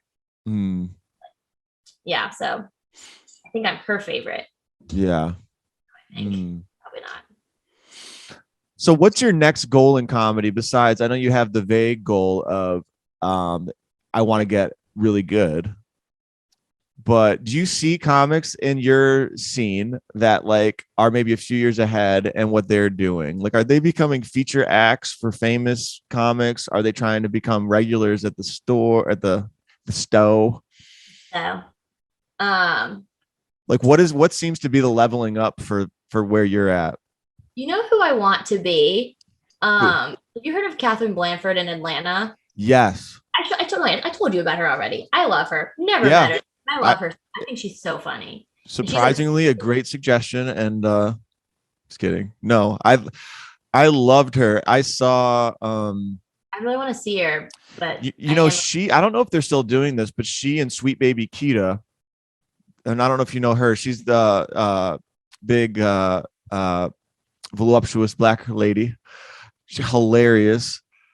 She calls I think she's from Spartanburg originally, but she's gotten pretty big. I think she's like got 20,000 followers and has some credits now on some pretty big shows. She and Catherine Blanford were going to do a podcast together. And I don't know if they'd started it yet, but they were kind of teasing it. And I thought that would be such a great one because Yeah. um like I don't know Catherine Blanford that well, but just seeing her material and seeing how confident and like She's likable and she's pretty and she's like she's kind of got it all going. yeah. Um Who you texting? no, I'm looking up Catherine Blanford's um to see if she's doing that pop. But yeah, you want to be her, Like the Whitney version of her. the Whitney version. Mm-hmm. She's just so cool. She's Are doing cool things. She's like 6 years in and just like crushing it. I think she's yeah. in comedy too, Are there which is people out there in LA that are at a similar type level? Like the like what how I compare her is like she's like a laughing skull best of type comedian who also yeah. does maybe even more than those groups of people. Yeah. I don't Um, know the people very well here that are at that level. Like I know of them. I follow them on Instagram. but there's just so many of them. Oh, there's a lot. Okay. Yeah. That are at that like Yeah. They're either 5 like to 7 year feature level kind of comedian. yeah. Or they're like 10 years in, they're working at the store and they get to go up like sometimes. I gotcha. But they're still like headlining like around otherwise. I gotcha. Yeah, there's just a bazillion here. Mm-hmm. Hard to keep up. Yeah. All right. So Whitney wants to be the next Catherine Blanford. You know who's a hilarious friend. What's that? I just want to be your friend too. There's You a want to be lot. your friend? Yeah. You should hit her up, man. That's so creepy. Yeah. Yeah, I can't. I'm not a slide into DMs kind of gal. Yeah. I'm actually not that guy either. I know you may not believe that, but I I'll be that guy. Not with that haircut. no, I try to not do that. Yeah. I kind of want to ask this Brent guy to do the podcast because he's here one more day, and we talked a little bit. Yeah. Do you think that'd be like if you don't ask now, then you can't? You know. Right. What's the worst that could happen? He could say, my therapist would say. That's what your therapist would say? Yeah, she would just what's the worst that could happen? So now I ask myself that all the time. Okay. Yeah, I try to remind myself of that when I approach girls because I've told some other comics this before, but because like we do stand up so many nights, I mean, I'm out of practice just hitting on girls out of the blue at a bar or in public anywhere. Like I get way in my own head about it, but I feel like with stand-up, like stand-up's horrifying. Like we should be confident approaching girls, but I'm not. I'm like out of practice with that part. Like I still freeze up. Like you do. Breaking the ice is the biggest thing. Once I'm talking to a girl, it's fine. Yeah, you go, like, what did you say? Like, what would you do if I asked you to dinner? And I was like, we'd probably get dinner. And then you go, remember when that happened? You asked me to dinner and then you kissed me out of the blue for no reason. It was at Connolly's. Yeah, but that's not how it happened. That's how it happened. No. You were like, are you gonna ask me to dinner or whatever? No, I never said that. I wouldn't have done that. Ryan Rubin was trying to push it on us, and then I said, I'm not like. I said, I don't know if it's a good idea. Like we're friends, but I'm not. And then I said, like, I'm not scared of you. I said that. Yeah, I said I'm not scared of you, and then I kissed you. Baller move, dude. Baller move, dude. It was what? And now here we are. She moved across the country. She moved, yeah, baller move, and then she moved away. Never to be seen again. Well, we'll change my name. Yeah. I had some confidence that then I lost it all for the axe throwing date. That was horrible. I would like that one back. Just the date that never ended was the problem. Yeah. So for anybody who hasn't heard this and who's made it an hour and a half into a podcast, I asked Whitney out, took her out to axe throwing. No, you took me. No, here's what happened. You were like, okay, it's like whatever time it was. Meet at my place before. Okay. I have a surprise for you. He hands me a White Claw. We go watch the sunset on the roof. It's not sunset yet. I'm just staring into the sun. So then we go to dinner. Okay, wait. First, sunset White Claw move, I thought on paper, kind of good. On paper, but I hate anything romantic like that. And you didn't know that. I didn't know. No, I thought you'd be like, oh my gosh, I love this guy. No, romance makes me want to kill myself. So then we go to dinner somewhere nice. I was just trying to get you drunk. And then we go axe throwing. And then we go dancing. And then you're like, let's eat ice cream. And I was like, I need to go to bed. It's like 1:00 in the morning. Yeah, it wasn't flowing. Too much. I just walked. Pick 2 of those activities and you would have been fine. Yep. And I just took your I got to go to bed as rejection. And then I never asked you out again. Yeah. And then you ghosted me. No, I thought you rejected me. That was the confusion. No, I didn't. Which is tremendously uninteresting. This is just, miscommunication. We've all accepted it. Huh? We've all accepted it. The whole Greenville community accepted we're dying alone. Yeah. That's okay. Yeah, there hasn't been very many successful comic relationships here. Jeff No, and Callie were dating, but I think they might not be anymore. they are. She posts too many cryptic Instagram stories. You can cut it out. That's how I guessed it wasn't working anymore. Well, comedians, and I love both of them. Oh, they're I both don't great. want to, we Yeah. shouldn't be talking, but like we're dysfunctional daters big time, Yeah. but hopefully getting better. I want to ask Brent how his dating life is because now he's in his 30s and like, I mean, they you do know, get married after a while. what's that? Comics do get married and have kids. Yeah, yeah. There was a girl comedian in New York that she got married at 35 and she said her joke about it was she feels like she got the last helicopter out of Saigon.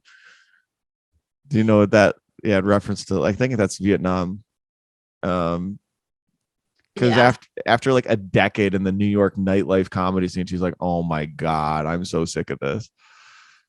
So yeah, I think if you're hitting the comedy clubs and doing it in cities like New York or LA and everything, after you hit a certain level in your 30s, you're probably like, all right, I'll still do the shows, but I kind of want to go home to like a fiance. That'd be nice. I don't know. I think my sleeping like the way I sleep now, I have a pillow here, three. Like there's no room for anybody. Okay, I just yeah. that's fine. Do you feel like, how is your sleep schedule? Because this is something I'm trying to like adjust right now. Mm, Do you feel like you stay up way too late? not anymore because of work. Okay, so you've had to adjust that where you'll go home after shows and not socialize till like, No one socializes after. They go to the next mic. That's why it's really? harder to make friends too. Yeah. That's why what? That's why it's harder to make friends because no one like stays to hang. Sure. But Yeah. I also have earlier mics, so I just do those, then I go to bed. Yeah. See, my problem is I'm such a sucker for the hang now that like I'll stay to the end of a mic and then we'll go out after. And I'm not even drinking. Like I don't, like I still don't. So, but I'm still like up so late. And I'm on this cycle now where like I'm not tired until like 1 or 2 a.m. ever There anymore. have been times where I've had to tell you to go to bed, and I'm Yeah. here. And you're there. Yeah. So it's like 11 your time or something. And then, you know, I'm supposed to be up early selling stuff, but sometimes I have to hit the snooze and I'm like, I just physically can't. And if I do make it, then I'm like just dead. And then I end up taking a nap at like 4 for like 2 hours. And then I'm like wired till 3 a.m. again. So it's like this vicious cycle. Yeah, Somebody suggested that I should just try and stay awake for 24 hours. so bad for you. Yeah, but if I could do that, then I would actually have to go to bed at a decent hour. Like I'd be so tired by the time the mic ended that I'd be like in bed at 10 and then normal human being again. You just gotta leave people wanting more. Oh, with the hang too. That's why my mom always says, leave a party before it's over. Don't shut it down. I don't Mm. listen to it, but it's true.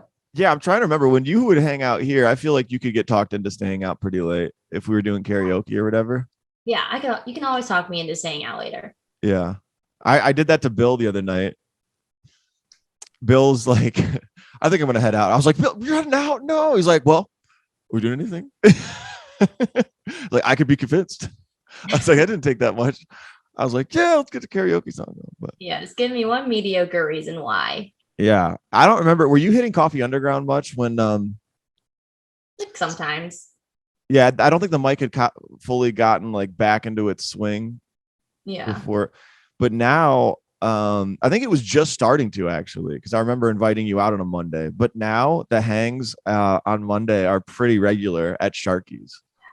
because That's fun. because Craig Holcomb hosts the Monday one and Travis a lot, and then now like Craig loves karaoke, so like we'll just hit that up. So your Monday night could be fried, you know. Yeah. And then there's not really a great Tuesday mic in town right now. So like if you go to Columbia on a Tuesday and you go up late, you'll be back at like 1 a.m. Yep. Wednesday radio room, if there's 20 plus comics, you're out of there by 11, maybe 12. and Yeah. then and then Thursday you're out after Comedy Zone till like 1 or 2. So like, and then, frick, yeah. If you, am I boring you? No. You're just talking about sleep, and I'm getting sleepy. And you're boring. That's why that's why I had to like bump this one back because I was I needed a nap. That's why you bumped our last one too. Mm-hmm. Mm-hmm. So I don't know. I need to like be more disciplined about going to bed, I guess. You do. You're But 30. I You're 30. love being nocturnal though. I love being up late. Why? What are you accomplishing? Nothing, but it's just my time to like relax kind of where I don't have anything. Like I'm not stressed about a show. I'm not stressed about work until You wake up. the impending doom of the next day hits me. And I can just watch Louis on FX or and eat some disgusting McDonald's takeout or something at 2 a.m. Living the dream. Mm-hmm. Maybe stay nocturnal. Embrace it.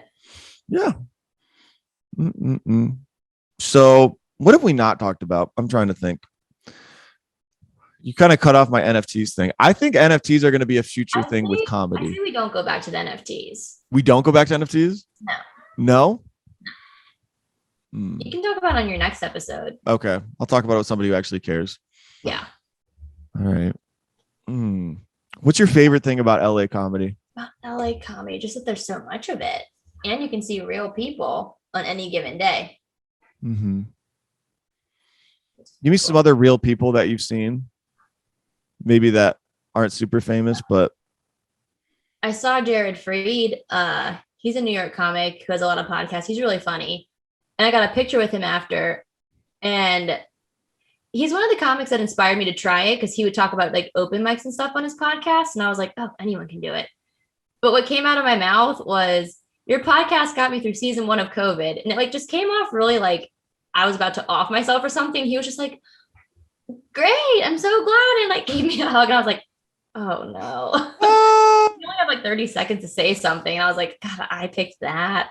dude, Jared Freed's good, man. He has a tweet that's really fun. I just looked him up. I know who he is.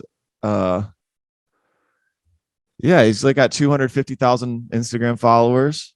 Stud. As his Bachelor live streams. Is what? Bachelor live scream. So like live stream him watching it and he's just screaming at the TV the whole time. Oh, that's great. David Spade made like a career of doing Bachelor reactions on his Instagram stories. Yeah. Like David Spade, like obviously he was famous before, but he became like some of those 90s actors kind of stay irrelevant because they don't stay active on social media. David Spade made a huge comeback through Bachelor reactions on his Instagram stories. That was like one of the sole reasons he got his own show on Comedy Central. But yeah, I like this Jared Freed tweet. He said this week, remember your most unhinged friend during the pandemic? Well, they're back as a war correspondent. Oh yeah. Which is so true, dude. My Hillsdale group chat is full of people commenting on the war. And and they all know what they're talking about, I'm sure. Well, the annoying part is they're all conspiracy. Well, they're mostly conspiracy theorists. So they're never content with like watching the news coverage and just accepting what's happening as objective fact. So they'll be like, oh, the real thing that's going on is China and Russia are like conspiring right now, which they might be, but that's not thinking for this gal. What's that? That's too much thinking for this gal. Yeah. Or my one buddy said the real reason they're attacking is because there's bio labs in Ukraine that are US sponsored and the US is making bioweapons, like new viruses and shit. And Putin didn't want to have viruses being released right next to him. I wouldn't want viruses released next to me either, I guess. Well, it's that's just a reach. And like all this conspiracy, I'm just like, dude, and I like am rooting for the Ukrainian people to fight back. And they're like, well, it's not as simple. The US did a puppet regime and their president Zelensky is actually really corrupt too. And this is all about warmongering and justifying starting a new Cold War. And the US is actually kind of the bad guys in some of this. And I don't know. It's just a lot. You gotta mute the group text. I do, but that's kind of like who the Jared Freed people like he's talking about. Like, yeah. They're like Alex Jonesing out about war conspiracies. And yeah. Although some of them are kind of fun if you think, I don't know. On the conspiracies? Yeah, like if you think China actually started COVID on purpose to That's a to fun conspiracy. to screw over America to get Trump out of office because they hated Trump, and they didn't care about killing their own people. So like, just let's screw the whole world over and make everybody weak so they could, emerge stronger on the other side of it. You're Yeah. not interested in this at all, are you, Whitney? I think the conspiracies I was into in college was like all the Illuminati stuff. I Really? watched documentaries on that. Yeah. Yeah. Like the Epstein crowd? No, it was like the Beyonce crowd. Obviously. Beyonce. Yeah. I went to her concert once and there were people with protest signs outside of it. Like, she's in the Illuminati, don't go in. And I'm like, these tickets are expensive. I will absolutely go in and buy merch. Yeah. Isn't the rumor with them that they have like these witch kettle parties where they like eat human bodies and blood and stuff? Is that? I'll find. Do they live here? I could find out. Yeah, that's what that you're supposed to be like an operative on the inside, figuring out if this shit is real. I know. Like to get ultra famous, you have to pay a price to initiate into the Illuminati. Yeah, I'm just trying to get booked on the sidewalk to get heckled again. I don't think I'm on that level. You've gotten booked on some shows. What shows have you gotten booked on so far? Some at some Italian restaurant and then some on the sidewalk. Nothing crazy yet. Okay. My goal is just 10 bookings this year. How many have you? Where? How many have you gotten so far? 4 or 5. Nice. Yeah, did pretty well. You're way ahead of the game. A lot of them are like the same place though, so I'm like, maybe it should be like 10 different shows. Mm-hmm. Yeah.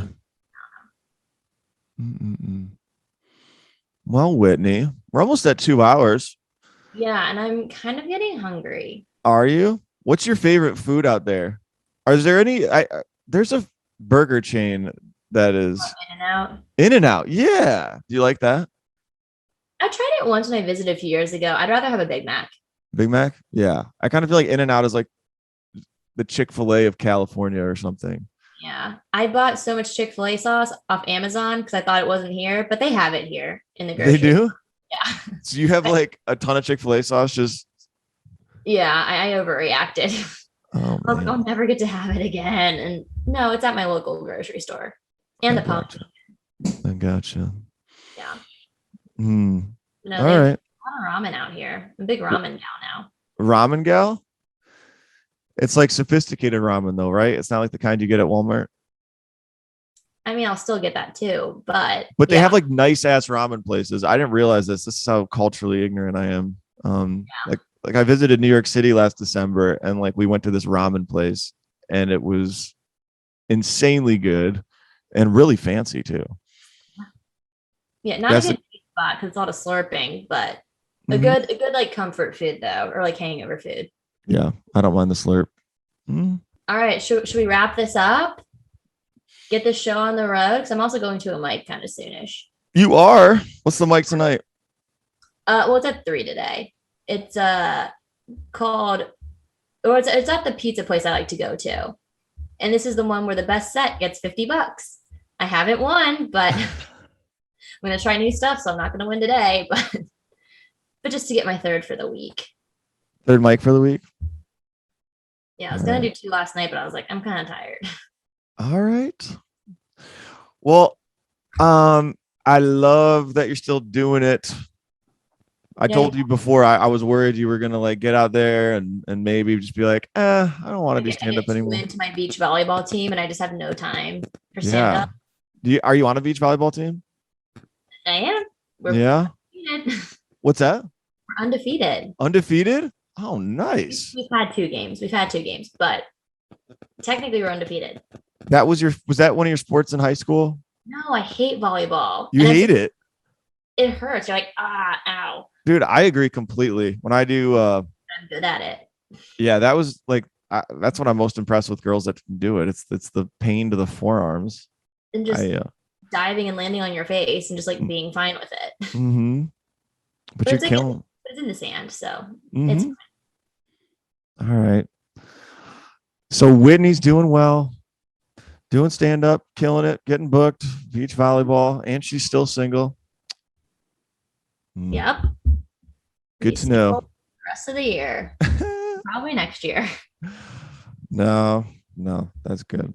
All right. Well, is there anything else you want to shout out before we sign off? Social media wise, I'll link everything like before, but wanted to get a Whitney update. Not a thing. I am hungry, and this is a very long episode. Oh, what? Come on. Shout out to all my friends in Greenville. What's that? I said shout out to all my friends in Greenville. Okay. Miss Awesome. them all. Yeah. And make sure you're in town in May. Yeah. So what are the days you're going to be here again? Then May 18th through 22nd. May 18th through 22nd. Come see Whitney. That'll be lit. And yeah, check out her comedy and the social media stuff. I think your Twitter is probably the most impressive. But no one sees it. That's the No, problem. you get. I mean, I don't know. I'm seeing. That guy, you know. I can't be the person who puts it on my Instagram because that's embarrassing. If like 2 people like it and I'm like, Instagram story my tweet. Well, you could I think you should start doing that. You should start Instagram storying your tweets as your first step, and then maybe like in a few years you put it as your post. But I see other people do that and they're not funny, and I'm like, ugh. Well, you can kind of go off of how many likes it gets. Like, oh, this one kind of got a lot of likes. I can put that on my Instagram story. Okay. I'm paranoid about that too, though. I don't put my own comedy. I'll just put like a picture, maybe. I just like the pictures and the boomerangs. Yeah. Wait till we get funnier before we start promoting. But follow Whitney on Twitter. That's a good one. And you need to get a YouTube channel going. Do you have a YouTube channel yet? No. What would I put on there? Well, you need to start because I'm telling you, that's what Brent Pella said. That's how. I'm just strictly stand-up though. I don't do the sketches. Yeah. Well, they don't have to be sketches, but like just content where you have whether it's interview stuff or crowd work stuff that you could start to clip up and. Because I'm telling you, man, I think YouTube's the way to go until NFTs become a thing and you can do comedy NFTs. But Just yeah, sell my jokes. What's that? Sell my jokes. Yeah, exactly. If you could own a joke like a playing card, I think that'd be pretty dang cool. Yeah, I think Denny's did that. They sold their tweets. Really? Mm-hmm. Okay. If you could own a Denny's tweet, I don't know what that's worth. But all right. Okay, this has been great. I had the best time. I'm gonna let you go. All right. Well, thanks so much for coming on, Whitney. Of course. I'll be the first to have a 3rd episode.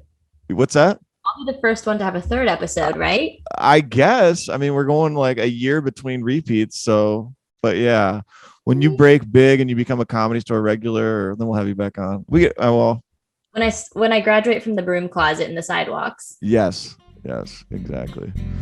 All right. Well, thank you so much, Whitney. Look forward to see you in May.